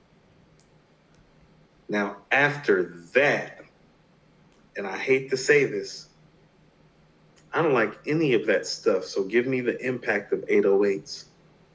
Mad Max with the super chat. Mad Max is younger, so I'm interested to hear his take. He says, My Beautiful Dark Twisted Fantasy at 1, The Life of Pablo at 2, Late Registration at 3, Graduation at 4, College Dropout at 5. That's wild, man. Mike. Like, same albums as but in totally different orders. This is, okay, so have the conversation about who he means to different generations right quick while I let my dog out upstairs. Yeah, go ahead. Reggie with the super chat says, Mike, what do you guys think about Coast Contra? Have you guys checked out their latest freestyle? I saw somebody sent that to us on According to Hip Hop on DJ Cosmic Kev's Come Up Show. Haven't checked it out yet, but definitely gonna check it out. I think that's very interesting that Life of Pablo is 2, and that the College Dropout is 5. I think for me, College Dropout being number 1, and I think you guys saw it on that Netflix documentary of the footage that Kuda Love had. I just feel like it's one of those albums that it just could never be made again. It was a moment, and it's one of those rare moments where so much stuff aligned, and it had so much soul behind it, passion behind it, and it has those intangibles that we talk about where it's not even a technical thing. And the fact that, he made it under duress. He made it when budgets were gone and he didn't have a budget. He pieced it together. He did things that were unorthodox, that were unproven to work. Not to mention Through the Wire just being one of those records where he literally made the song, the first single, with his mouth wired shut. It's just so many things that can never be redone that are on College Dropout that I have to put at number 1. I just feel like it's one of those albums that not only changed the game, it was his entry into the game as well. I don't think any of these other albums he could have entered the game and had that same impact if they would have went first. It's so important. Like, it's not just important to him. It's just important overall. And it has those classic records as well. It does so much that I just think it has to be number 1. It can't be duplicated. We never heard a record like a Slow Jam. We didn't. We never heard a record like Through the Wire. And it wasn't because, the technicalities of it.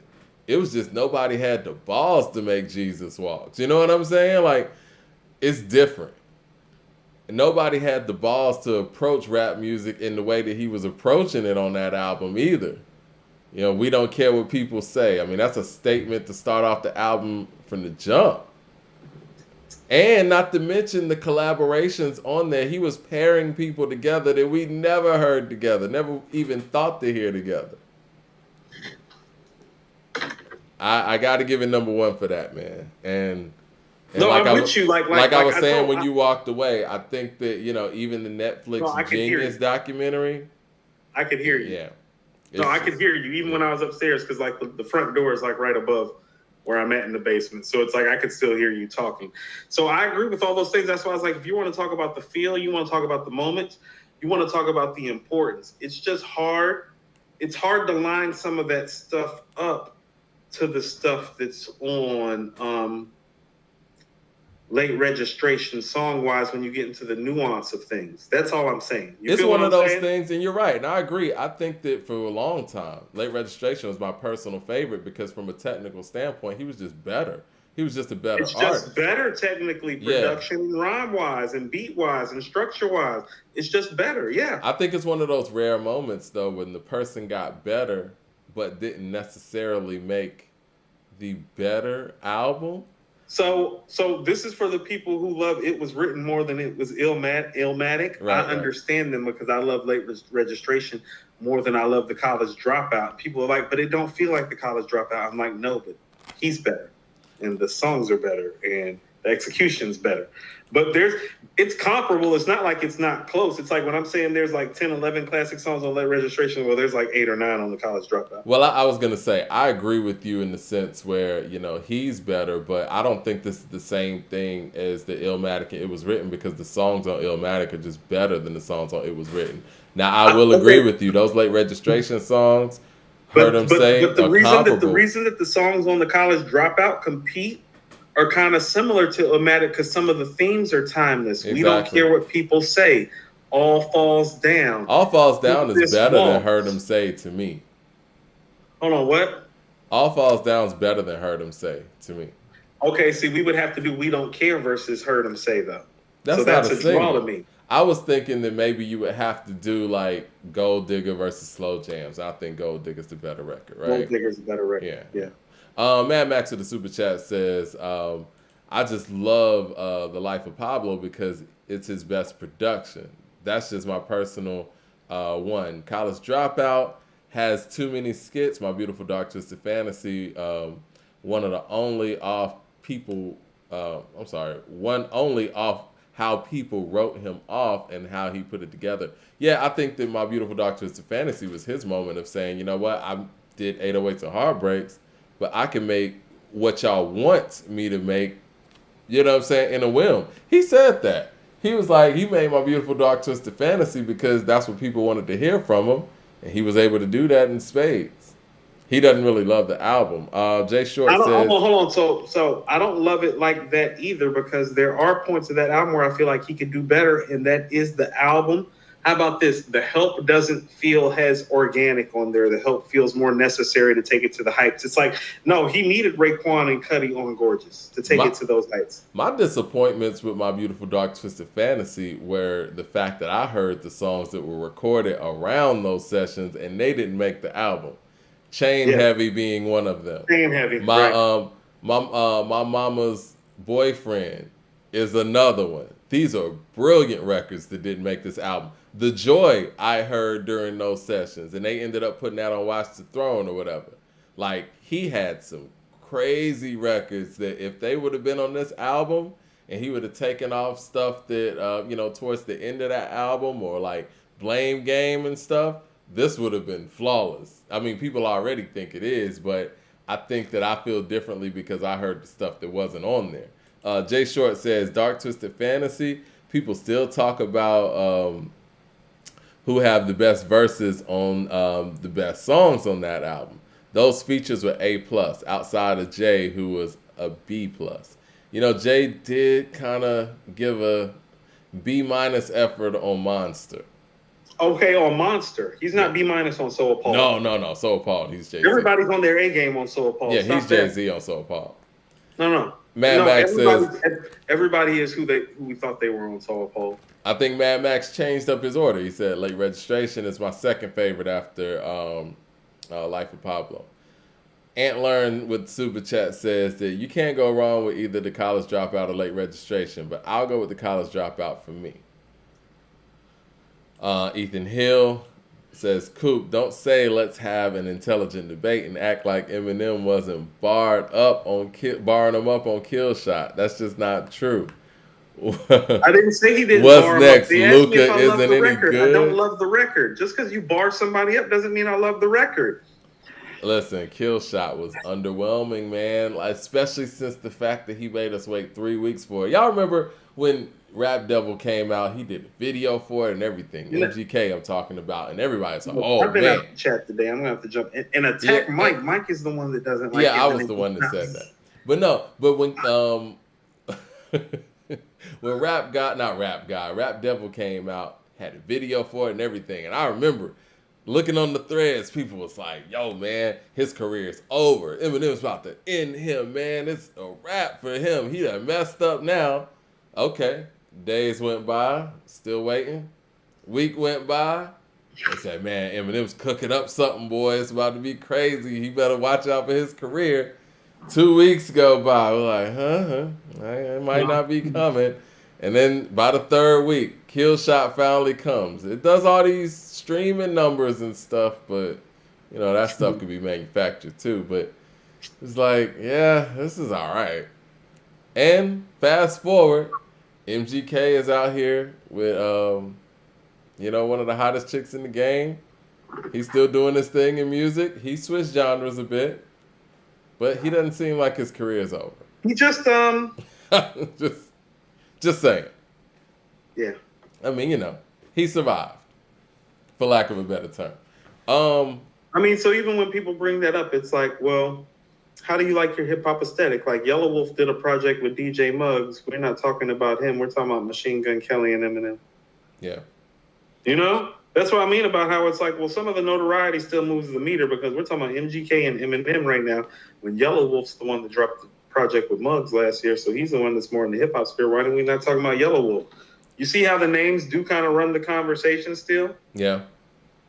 Vanguardian TV with the super I'm just chat devil's says... advocate. I'm just providing devil's advocate stuff. I'm not, like, siding either way. Vanguardian TV with the super chat says, Nas Live. Now, I guess Nas Live. Now was a lyrical masterpiece. Also, Live message. Now? On Streets Disciple? Message to the feds. Message to the feds is a classic. Here we go with this again. Okay. Here we go with this again. Here we go with the delusions again, Mike. Streets Disciple's not like that. I want to talk about My Beautiful Dark Twisted Fantasy, you know, because I know it really resonates with a certain generation. And I feel like the way that Kanye structured that album, he was opening that door for everybody who was coming next to get that run. From Nicki's verse, I mean, we could even say Pusha T's resurgence as a soloist kind of started there too. With his start as a soloist. His start as a soloist. Yeah, straight up. With him being on Runaway, incredible verse, by the way. I think lyrically, when we talk about Runaway and the song and the content on it and the way that they lyrically wrote that and where Pusha took that, I think that was super dope. Not to mention his verse on Soul Paul. So boom, he's launched there. Nicki's launched there. Ross has an epic verse there, and I think his career took a turn after that too. So I could understand the aesthetic, and not to mention Kid Cudi. I can understand people holding that album of a certain era very high because it set a bar high in a whole new decade. Because what was that, 2010? It was the bar setter for the 2010s. So this album, although I don't consider it to be late registration of the College Dropout, this album, as much of any album for its ever, as much as any album for its era, is a tone setter and a pace setter. Yeah. And a trend setter. Let's just stay with the guest appearances right quick. This is Nicki's defining moments, a most credible artist has a most credible moment as an MC. As an MC, this is Nicki Minaj's most credible moment is on Monster. This is when people start checking for her as an MC on another level. As in like, oh, no. She's with the big boys. Ross is coming out verses on here on Devil in a Blue Dress. This is when he started getting more respect as an MC. New Dress, yes. Devil in a New Dress, sorry. I was thinking about the actual movie. But yes, where he's kind of took the title from, Devil in a New Dress. Yeah. Okay? This is also a reminder of what certain people can do. Raekwon on Gorgeous. Mm-hmm. Jay-Z on So Appalled. The coming out party on here, Pusha T's 2 verses on Runaway and on So Appalled. And Sci-Hi as well. The best verse on So Appalled. Coming out party for Sci-Hi too on So Appalled. I was about to say, Sci-Hi closed up one of the best posse cut records ever, as well as he closed up So Appalled to the level that Big Daddy Kane closed up the Symphony. It's like that. It's memorable. The performances on here, Mike. are epic. Yeah. That's without talking about Ye. Yeah. That's without talking about a song like Power. That's without talking about Power. Yeah. Or the intro. That's without all of the lights with Rihanna. We ain't brought up Rihanna on all of the lights. Yeah. We ain't brought up the intro that Nicki did the intro to, too. Yeah. We ain't talking about RZA chanting at the end of So Appalled. You know? Yeah. Like, there's moment upon moment and song upon song on here. Runaway is a classic. It is. Power is a classic. So Appalled, Monster, classic. Gorgeous, classic. You know what I also love? How about I this? love Hell of a Life, too. Yeezy Taught Me is part of Black culture. It's not even the name of the fucking song. Yeezy Taught Me. Chris Rock's part, huh? Yeah. Is that not part of Black culture? Yeah. You don't be seeing Yeezy Taught Me on the hashtag sometime when Ye pop up? Yeah. Right. So this album, as much as this is what I mean, classics aren't just about the music. It's about the moment. It's about what you do with the moment. It's about what it means. It's about how it moves it forward. I prefer Good Kid, Mad City, but I'm listening to My Beautiful Dark Twisted Fantasy first, and I think it's more important. And I think it's better. I think the highlights are higher. Those are the two seminal albums around that time for the era, but it's My Beautiful Dark Twisted Fantasy for all those things that I listed. It's very much, when you talk about the guest appearances on My Beautiful Dark Twisted Fantasy, it's very Purple Tape-ish, Mike. I was going to say, you'd be very hard-pressed, especially in like the modern era, to find an album with those impactful guest appearances like Purple that. Tape-ish, I told you. It's like a modern-day Purple Tape of guest appearances. It's like, well, they got all the artists, and all the artists did their best when they showed up. How often does that happen? Well, it happened on the Purple Tape. You know, Kanye normally gets the best out of artists. That shit. Yeah. I'm a Pusha T fan. I'm telling you. Oh, any way you want to slice it, the So Appalled verse is a top 5 to 7 verse. Because he's explaining everything who he is. That verse is great. Success is what you make it. Take it how it come. 500,000 20s like a billion where I'm from. An arrogant drug dealer, the legend I become. CNN said I'd be dead by 21. Blackjack, literary devices. Blackjack, I just pulled an ace. You looking at the king in his face. Oh, you want to talk about some entendres and some literary devices? I love when Pusha gets on that shit. Yeah. Yeah. Everything I dream, motherfucker, I'm watching it take shape. While to you, I'm just a young, rich nigga that lacks faith. Range Rover, leather roof, love war, fuck a truce.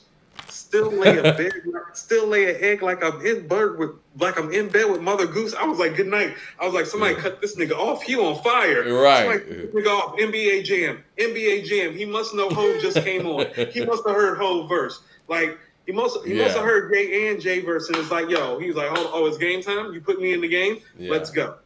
Because ain't nobody showed up like that on a record where Kanye and Jay came first. Yo, find me 4 more Pusha T verses better than that one. You said top 5. No. I'll tell you my favorite part. I keep the city's best. Never said she was the brightest. So if you had a 2, it don't affect me in the slightest. I never met a bitch that didn't need a little guidance. So I dismiss her past until she disappoints your highness. I'm like, oh. I was like, so we're on the pimp talk on this verse now too. It's like, so we're doing player talk. He did everything on there. He did everything on there. There's dope boy talk. There's like drug dealer anonymous talk on there. There's player talk on there. There's unsuccessful rapper talk on there. Michael Williams with the super chat says, the fact that Kanye made College Dropout, Late Registration, Graduation, 808s and Heartbreaks, and My Beautiful Dark Twisted Fantasy in a 6-year window is one of the greatest achievements in hip-hop history. I'm with that. Not to mention he made B in that window as well. And Finding Forever. And Finding Forever, because we're about to talk about Finding Forever in a minute, because here's why I wanted to go with Common last. You see how we were on that 5th Kanye album? Or how we were on that 4th and 5th Eminem album. And T.I. album. And that T.I. album. 5 is hard. Well, let me tell you something. For as much as, and this is why I want Common to go last, because here's my hot take. Common's catalog's better than Ye's. And it's mostly because of Ye. Ye helped close Common's deal. Yeah. Common's got a top 5-ish catalog. Finding Forever is a classic rap album. Finding Inspector Forever is a classic. Inspector says LWFC and Late Registration are the most masterful hip hop albums. Let's see. Andrew, hold on. I got another super chat here. Andrew with the super chat says, my top 5, I think he says Ye albums in no order: Yeezus, 808s and Heartbreaks, Graduation, My Beautiful Dark Twisted Fantasy, and Pablo. Been watching y'all for a while. As a 22-year-old, I really enjoy y'all content. Really appreciate y'all. Much love, many blessings. Appreciate that, Andrew. We appreciate you. And again, I think it's very interesting that the younger audience doesn't name the College Dropout. It was one of those albums where you had to be there. Jesus. Yeah, I'm telling you, Jesus is held high. I think that it's one of those things, like when I was younger, I would listen to the Beatles and I would hear everything people said about the Beatles and be like, man, this shit ain't that great.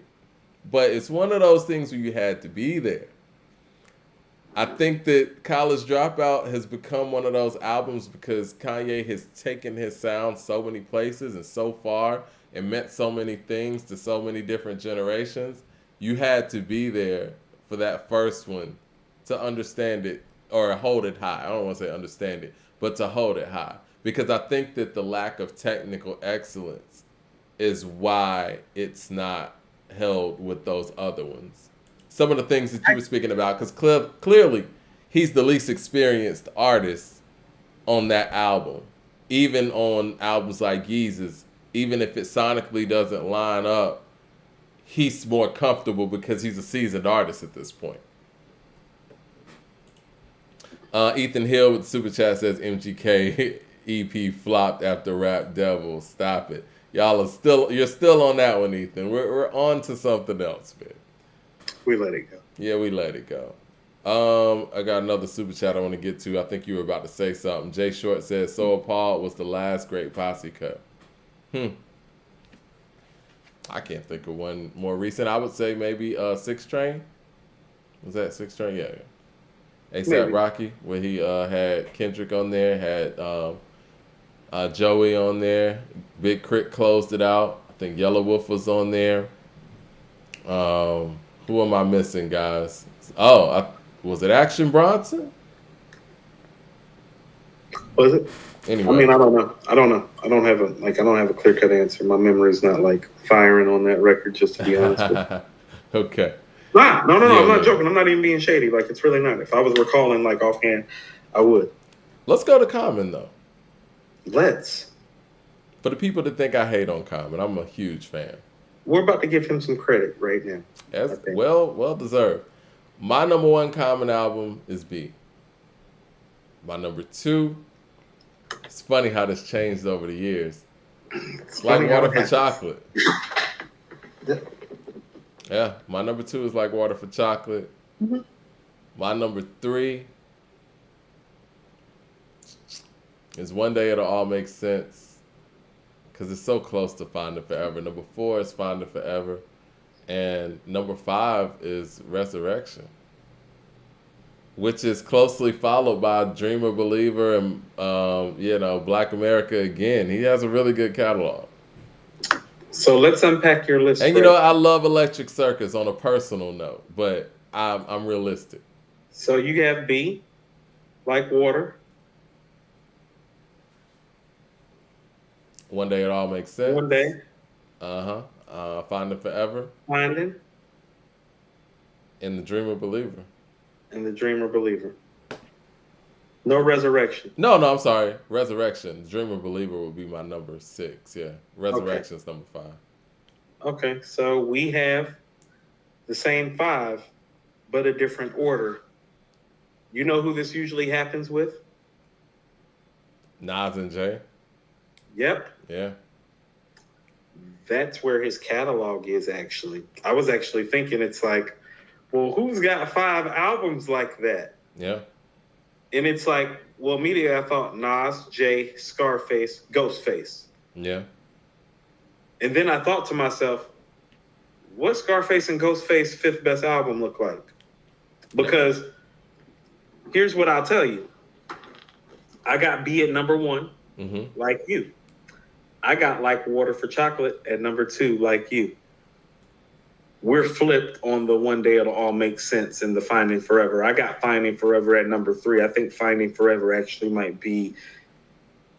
Finding Forever might be a classic and one of hip-hop's most unheralded great albums, actually, Mike. I think because of when it came out, possibly. When it came out, B. and also because it's not as good as B, and B is one of the best rap albums ever.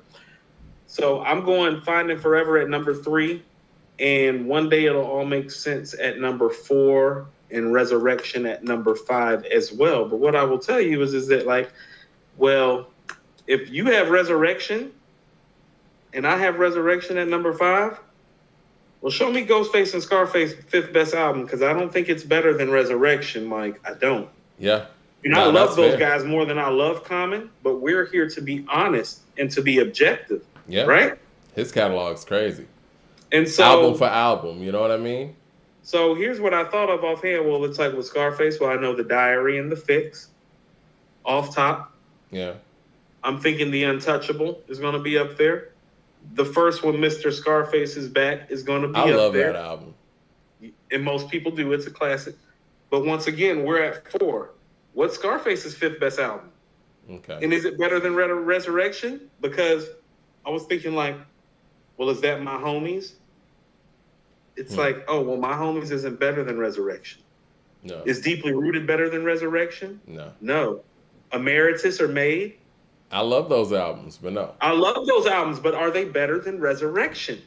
Let me get to the super chat real quick. Joshua Stone says, what's the better run? RZA with the 36 Chambers to Wu-Tang Forever, or Kanye from Dropout to My Beautiful Dark Twisted Fantasy? RZA. Next.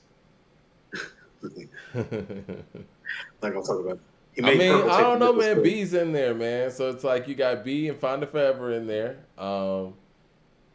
And then you got all of Kanye's solo stuff. So no, okay. So like you're talking about top 20 rap albums versus top 40 rap albums, though. That's what I'm saying. Man. It's not as easy open and shut cases, we're making it seem. Now I get it. Liquid Swords, Only Built for Cuban Links, and Into the 36. Well, that's the end of the discussion, Mike. Those were the words I was going to say. It's like, not when you got College Dropout, Late Registration, B. Then you got, like you said, Finding Forever. Then you got Graduation. Then you got 808s, and then you got My Beautiful Dark Twisted Fantasy. I'm just saying. It's not enough, Mike. Those 3 projects alone are enough to carry RZA, because it's like, well, you don't have anything better than that, or in the closest thing that you have to it. Like, how about this? If you were to tell me that the College Dropout is better than Liquid Swords, you're talking about importance. You're not talking about quality. All right, look, forget Kanye. Well, let's talk about B. Where do you place B in all of that mix when it comes to the Wu-Tang efforts? Okay, so the Wu-Tang efforts that are in that time frame, where do you place B? Okay, so B would be the 4th best album. So it's not better than Enter the Wu-Tang. It's not better than the Purple Tape. It's not better than Liquid Swords, but I do think it's better than Iron Man.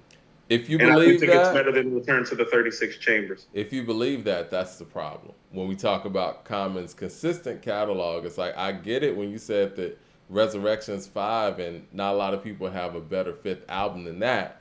But when his best album falls in that place, that's kind of there's nothing wrong with that. That's what I mean is that, like, well, how about this? I don't have B too far behind Reasonable Doubt, and that's Jay's best album. Like, I have Reasonable Doubt as like a top 20 to 30 rap album, which is where I have B. So I could say the same thing about Jay, except for nobody would say that about Jay. So it's like I'm not knocking him when I say that. It's like, people understand it's really hard to make Illmatic in Life After Death in Doggy Style. It's like super fucking hard unless you have, like, I don't know, an army of MCs like the Wu-Tang Clan, Mike. It's hard. So it's like I have J and I have Reasonable Doubt and B in comparable zones. So it's not outside of the realm. Is B better than the Blueprint?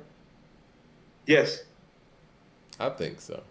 Actually, if I actually have it ranked, I probably have, if we're doing top 20 rap albums of all time, I probably have Reasonable Doubt like 19, 20, 21. But be this like, is the thing, and if oh, somebody said that the Blueprint was better than B, I could understand because you got songs like You Don't Know, Song Cry, you got songs that are home runs. listen, what I Heart was of the about to say. City. I have reasonable doubt, like 20-ish. B would be 25-ish. Well, the Blueprint is 30-ish. So if you told me that you preferred Blueprint to the B, well, it's like we're only going about 5 or 6 slots back. Okay. And so the drop off, what I would tell you is that, well, Jay has Reasonable Doubt and the Blueprint. Well, that's 2 top 40 albums easy. Nas has Illmatic and It Was Written. Well, that's 2 top 40 albums easy. Common has B. He only has one type of one. You feel me? But when you go to the other 4, it's like when you start looking at the other solo artists, it's like, well, I'm gonna tell you what. Outside of Ghost with Iron Man and Supreme Clientele, nobody really has it like that outside of Jay and Nas, except for when you want to go to Big with his 2 joints, or Ice Cube. You feel what I'm saying? It's like, so it's rare air where you make 2 albums that are really top 50 albums. Like literally, it's Snoop Dogg, Nas, Jay, Ice Cube. Ethan Hill says, "Moved on, really? The Eminem disrespect is crazy." Yo, you see that that no, it's Jeopardy? Not. Y'all are crazy. No. Yeah, I'm gonna address that. You see that Jeopardy clip where the lady was asked a question that was clearly, Public Enemy was the answer. She said Marky Mark and the Funky Bunch. I saw She that. said Marky Mark. Somebody said, that's how Eminem fans answer hip hop questions. It's cool, Eminem fans, show everybody that you're able to go on to other hip hop conversations. We can't talk about Eminem the whole 3 hours. You have to have more of a vast hip hop palette than that. We're talking about Common. We're talking about Kanye. We're talking about T.I. Eminem was the first person we covered, right? Could they not chime in on these parts of the conversations? We gotta advance our palette, Eminem fans. It's okay. I mean, no, this is what I mean. Like, see, when you let people into the barbecue, there's an entitlement that comes with it. So I'm not going to speak. I bet you the demographic of the people that are making these comments that won't stop, I bet you they don't come from where I come from. I bet you they don't come from where you come from. You get what I'm saying? So they come in here and they try to audit things for their man. Like, it's not going to play well in here. What I need you all to do is to let Eminem go and start talking about T.I. and Common's catalog. If you're not privy to T.I. and Common's catalog because the only rap that you really listen to is Eminem, well, then be quiet and take notes and learn something. You might actually find somebody new who you like. So what I'm going to offer you is the opportunity for those of you who support Eminem so much is to actually spread your wings and listen to other great artists right now who we're talking about. Because we're talking about some really great music that was made. Yeah. Now, let me ask you this, though. Supreme Clientele. And I don't know if this is too far off subject, but I feel like the best albums of the early 2000s for me, Supreme Clientele, B, and probably the Blueprint in that order. Get Rich or Die Trying would be right there too. I think that the Blueprint's better than Get Rich or Die Trying to me. Correct. Personally, but it's right there. So I was gonna ask you, what is the better album between Supreme Clientele and B? The Supreme Clientele. I think so too. Is Supreme Clientele better than Reasonable Doubt? Yes, it is. I have Supreme Clientele as a top 15 rap album all time. Specifically, how about this? You know how I feel about Liquid Swords? I have Supreme Clientele slotted 1 slot ahead of Liquid Swords because I understand in modern day times what that album really is and what it really means. I think Supreme Clientele is the best. Supreme Clientele is the best rap album of the last 22 years, Mike. I think so too. I told you when I heard The Pimp a Butterfly, and I've said this on the show before. My first reaction was like, this is the best hip hop album I've heard since Supreme Clientele. You're right. And with that being the barometer, we don't talk about Supreme Clientele enough. I've never heard it talked about in the terms of it being better than Reasonable Doubt, but in my mind, it is. It is. It is. And I know that we first of all, production-wise, it's blowing Reasonable Doubt out the water. Now that I agree with. You've been very critical on Reasonable Doubt's production. I don't totally agree with that, but yeah, you're right about that one. Supreme Clientele. Street sweeper on the production of Reasonable Doubt. Blow. The block is cleared. I mean, from Nutmeg to One to Ghost. I love Ghost Dini. You don't love Ghost Dini like I do, but yeah. Not like you do. I think the you want to problem talk with about Ghostini is the fact that there's an original that didn't make the album. And a lot of people heard the literary original. devices? And We're talking about some literary devices. man, Wu Banger 101. You want some literary devices? Go to Wu Banger 101. Can I interest Mighty you in Healthy. Buck 50? Buck 50. We made it. Malcolm, Shay Shay Lagos, Yeah. Apollo Kids. Apollo Kids is one of the weakest songs on this album. That's crazy. It's insane, When the fuck is man. when the fuck has a Ray and Ghost Perry been the weaker point of an album? Because this is the only time that it happens. It's on Supreme Clientele. That's what I tell people. It's like, you want to know how great Supreme Clientele is? Apollo Kids is an afterthought. It's the first single. And it was the first thing. Yeah, that's what I was gonna say. And it was the first single. It's one of the first 5 songs on there. And it's a great song. It's a great song. Try Me with the super chat says, Pearl character holding his belly, laughing out loud. I think that was You know what? that was a sticker that was sent. That was the description of the sticker. Unknown Name says, how do y'all feel about Ghost saying that he was just putting words together on Supreme Clientele? You know what? Those are some things that, you know, I'm going to be perfectly honest with you guys. I never wanted to know, man. Like, that really crushed a lot of my childhood dreams right there, man. I don't totally believe some of that either. I don't want to believe it. If a person says it, I guess I'm inclined to believe it, like, you know. But, yeah, I don't want to believe it either. Ghost would never want... Okay, so, like... Because I made sense of it. Well, they're the Wu-Tang Clan, too. It's like, I want you to tell you something. You know somebody who's never really broken down their rhymes or their rhyme schemes? Or why they rhyme the way they do? Or how they work? Ray and Ghost. Like, never. Yeah. So when he's like, oh, I just thought of something, it's like, oh, no. Easy way out. Yeah, it's kind of like Jay telling us he just woke up at 4:44 a.m. and wrote the song, right? And that's why the album. You're not getting into that chamber. You're not getting. I'm not giving you that information. Process. I'm not giving you. So when he said that, it's like, oh, you're just not giving up the thought process to it because there's a thought process to it. I agree with that because it sounded like it made too much sense. We at the weed gate waiting for Jake. We want 8 ravioli bags. No. He's speaking in euphemism and alliteration and he's speaking. He talking in code. They talk in code specially. Because even the way that he started off Mighty Healthy, damn, what did he say? How did Mighty Healthy start off? Cowboy Rusty Rap. Hammer Game Trusty. I don't know, how's it? Oh man, they heard Mighty Healthy. No, you know how it's at the tip of your tongue. LP with the super chat says the kids with the most knowledge will attain the touch top dollars. Ghostini is fire. Hold me down, hand me my cake. Dusty Baker activate. Fuck your corny debates. I'm like, wait, yeah. Still don't think it's better than Reasonable Doubt though. Y'all tripping.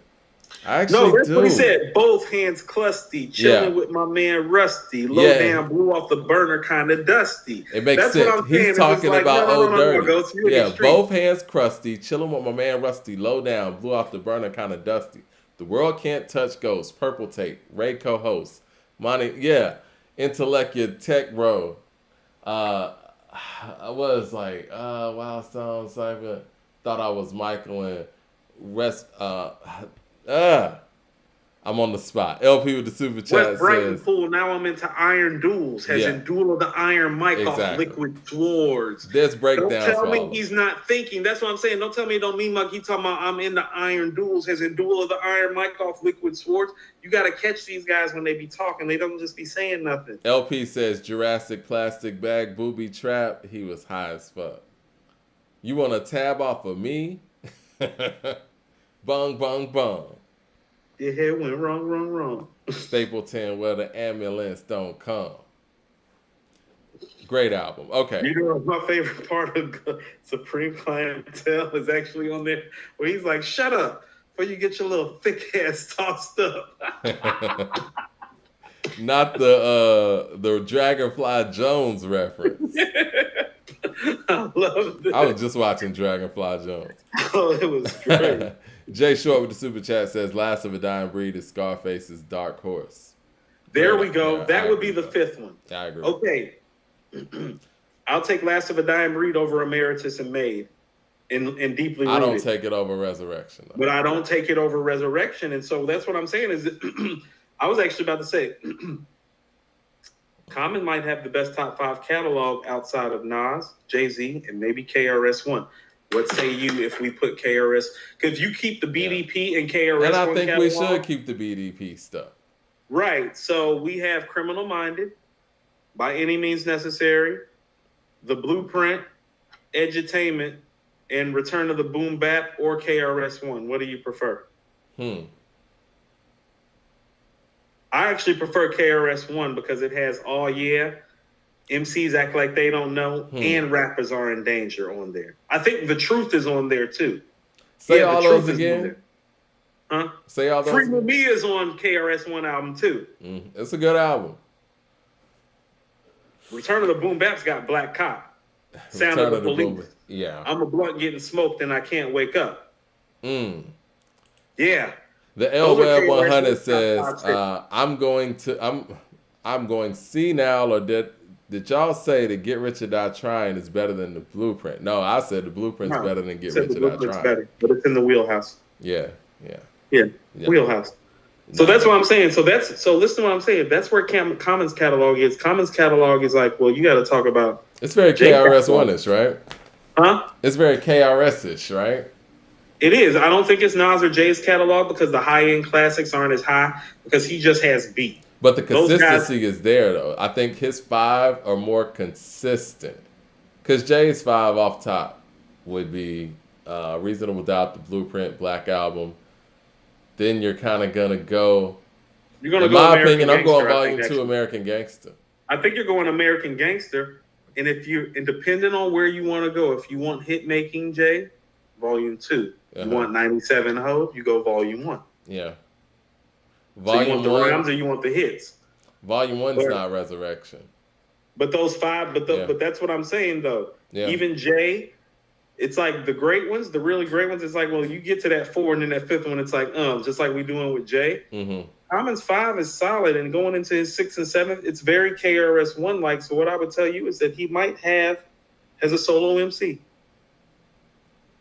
top 5 catalog, because you can sit him right next to Jay, Nas, KRS-One, Ghostface, and Scarface, and those would be my top 5 catalog guys. Because Nas is Illmatic, It Was Written, Stillmatic, Boss Tapes, Magic, possible. We're not doing that. We're not doing that. The album hadn't even been out for a year. You're not gonna put Magic there? No, hadn't been out for a year. KD too. On December 24th, even if those are the things that we are doing. On September of this year, we'll have a conversation about where KD2 is in Nas's catalog after it actually survives a year. Can we let it survive a year? Those are strong albums, though. When it's December 24th of this year, we'll discuss Magic, where we're going to slide it into Nas's top 5 albums. Right now, seeing how those albums aren't even a year old each, respectively, and we're going to be fair and objective here. Illmatic, It Was Written, Stillmatic, Lost Tapes, Godson. Which I still think is better than everybody else's stuff. If you want to put Magic and KD2 in at 6 and 7, you can do that, but we're not putting nothing that hadn't been out in no year in no top 5 of anybody's catalog. I'm not a huge Godson fan like that. Huh? I'm not a huge Godson fan like that. It has made you look and get down, get over it. I love those records. But Book of Rhymes with Alchemist. It's cool. I like Book of Rhymes. Mastermind? It's cool. You're the one that tried to clown me for not liking I Can like that. How do you feel about I Can? I Can. You know what, man? Me and you worked at Dave & Buster's back then, actually. They used to play that shit over and over and over and over. I can't knock I Can in a vacuum, but yeah, I just got tired of that record. I'm going to tell you what my real problem. There's 2 problems on Godson. One is the cross produced by Eminem, because the rhymes on there are dope. That beat is terrible. Oh, Second part is Zone Out, because the Zone Out beat is actually dope. The Zone Out beat's actually dope, but he put the Bravehearts on there again, as if he didn't learn from Braveheart Party on Stillmatic. How did that go? It's always the Bravehearts. What do you think about Life Is Good being over Godson? You don't think that? Some people in the chat are saying that. No? You want to know what? Here we go. I'm going to give people something. You want to know what? I've been actually doing some Life Is Good listening lately.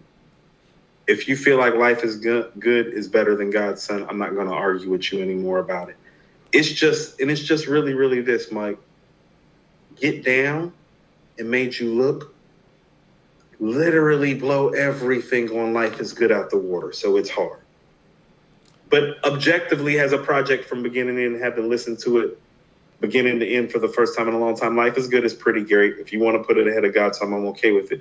You understand there's no Made You Look or Get Down on there, though, right? But I think that the thing about Life is Good and what makes Life is Good so appealing is the fact that it was one of the first mainstream artists in hip hop's attempt at making some grown man hip hop. Well, no, it's grown up. Yeah. When on the intro, the no introduction, he even talked who wasn't the most faithful husband. I'm like, oh, rappers don't talk like this. Yeah. You know, not people who are trying to get the top spot, right? You know what I'm saying? Like it was always, and again, somebody could put in the chat again. People like Talib, Most, Common, Black Thought, they've always talked like this. Hold on, didn't No ID do stuff on Life is Good? Uh-huh. That's my problem with Life is Good is really the production. I just prefer the production on God's Son. Actually, I thought Salah and Alchemist and them did a better job with the beats. I think when Nas and Salam really connect, they knock it out the park.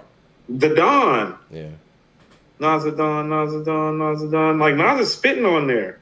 Yeah, when they connect, it's crazy. See, I like it. Salah gets Nas to spit. That's what I will say. Mm-hmm. He gets Nas to rap. He does do that. He brings out the rapper in Nas. Yeah. Yeah.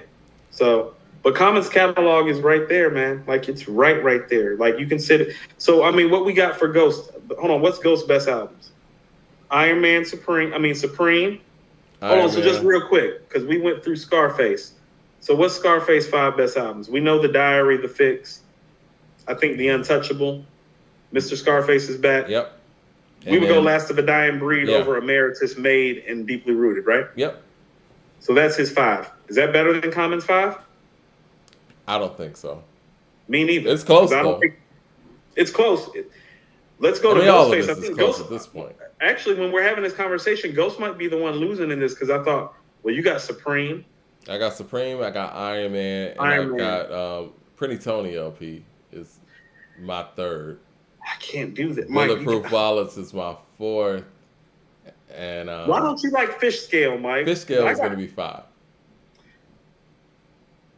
Ghost shit might be better because it's like, I'm gonna be honest with you. I'm not big on the Pretty Tony album like you are. I'm like you. I got Supreme, then I got Iron Man, but after that, I actually got Fish Scale, and then I got Bulletproof. I don't love the Pretty Tony album at number 5. The Pretty Tony album at number 5 is definitely not better than Resurrection to me. How about this? Yeah. Those last 3 Ghost albums, those last 3 Ghost albums aren't better than Resurrection to me. Like Fish Scale's not better than Resurrection. Yeah. Pretty Tony album's not better than Resurrection. Is that fair? Bulletproof, maybe. But the top 2 are killing the top 2. The top 2 are just. Michael Williams with the super so hold chat. on. So this is what I'm saying. So it's like, well, if Supreme's a top 15 rap album. B's a top 25 rap album. Well, it's like, well, Lock Water for Chocolate and Iron Man are in the same realm.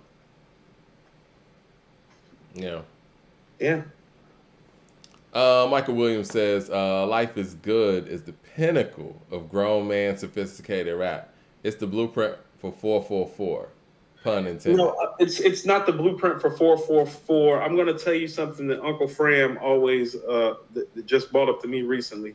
We don't have to slight Jay to give Nas his props. It's not just the blueprint to 444. It's actually just the blueprint to modern day grown man rap. It's not just a Jay thing. So we got to stop referencing it and contextualizing it directly in relationship to Jay. It's like, no. Life is Good. I always told people, it's like, when I heard the Blueprint 3 and Life is Good, I was like, this is what grown ass men sound like rapping. And they're pulling it off well. Like, it was boring before. They made it unboring. Yeah. You know? But they got interesting lives, too, and they're great. Damian Jones says, Coop, trust, Roses and Nasty are better than Get Down. No, they're not. It's fucking absurd that you would say that. Unknown Name says, Scarface's The World Is Yours album is great. It is. No, The World Is Yours, the second one, the one with Let Me Roll? Yeah. No, it's not. The LW100 says, but it's not great. Nas was spitting pure emotion on God's Son. Dance is a Pac level emotion. Well, I actually don't love dance that much. I love Heaven though. If Heaven was a mile away, the ending. Oh yeah, Heaven's dope. man, let's get up out of here, man. We covered a lot. I think we hit everything on the list. Let's say we got everything. Yeah, we're like 3.5 hours in. Well, Get ready we for wanna, the fourth. we said we need to start ending it with giving people the opportunity to send some final thoughts in via super chat about anything that they felt like we didn't cover that we need to cover. Okay. We want to start opening that up right quick, and then we'll fade to black. Yeah. So what? We're gonna just do a super chat rundown. Yeah. Just if anybody has anything that they feel like that we needed to cover that we didn't cover, Okay. we just want to start leaving the stage open. One of the followers actually said, like, hey, like when y'all get done talking, y'all need to start leaving the floor open to super chats just for whatever anybody wants to talk about to wrap up the show. I just stepped in the comments for the first time. I see somebody, Ice Cube got 5 better. Like I said, Ice Cube would probably be the guy. Ice Cube doesn't have 5 better. So here's what I'm going to tell you. And here's why Cube's not in this conversation, because Cube's 5th best album is probably going to be War and Peace Volume 1. 5 is difficult to get to. 5 is difficult to get to because he's got America's Most. He's got Death Certificate. He's got Kill at Will. He's got The Predator. And then pause. And even with that being said, man, with 5 being so difficult to get to, we got to give Kendrick Lamar his props. No, I've always told you, the conversations that Kendrick is in, he's not in there as a lyricist. Like, notice when we were talking about Lupe, I didn't reference Kendrick at all. Okay? Yeah. I did reference Black Thought and the Jizza and Nas and Rakim. So I hope people understand like who Kendrick is like lyrically, even though he's so lyrically inclined. There are levels to this, even all-time levels to this. He's always been in the all-time conversation about his album making. And I told you he needed to make another great album to validate his tenure or lack thereof. Yeah. Kill at Will is an EP. It still counts the same way T.I.'s The Nick cost. Kill at Will's longer than like half the rap albums that get made today. But that's neither here nor there. I'm just in the chat for the first time, so I'm seeing what Ethan had to say about Kill at Will as an EP. Yeah, but do you understand what I'm saying when I'm kind of like breaking it down in that manner? Yeah. It's like, well, I love Cube. Mike loved Cube more than I do. Ooh, yeah. Mike, today in Atlanta while I'm riding the Stone Mountain, Real Nigga Roll Call came on. Put that thing on repeat like 4 times. That's some of Cube's best stuff. I was actually thinking about it. I'm like, hold on. I'm like, this is top 20 Cube verse stuff right here. Just one of his 20 best verses is in verses on Real Nigga Roll Call. Yeah. Yeah. See, I'm a friend, nigga. You's a pretend nigga.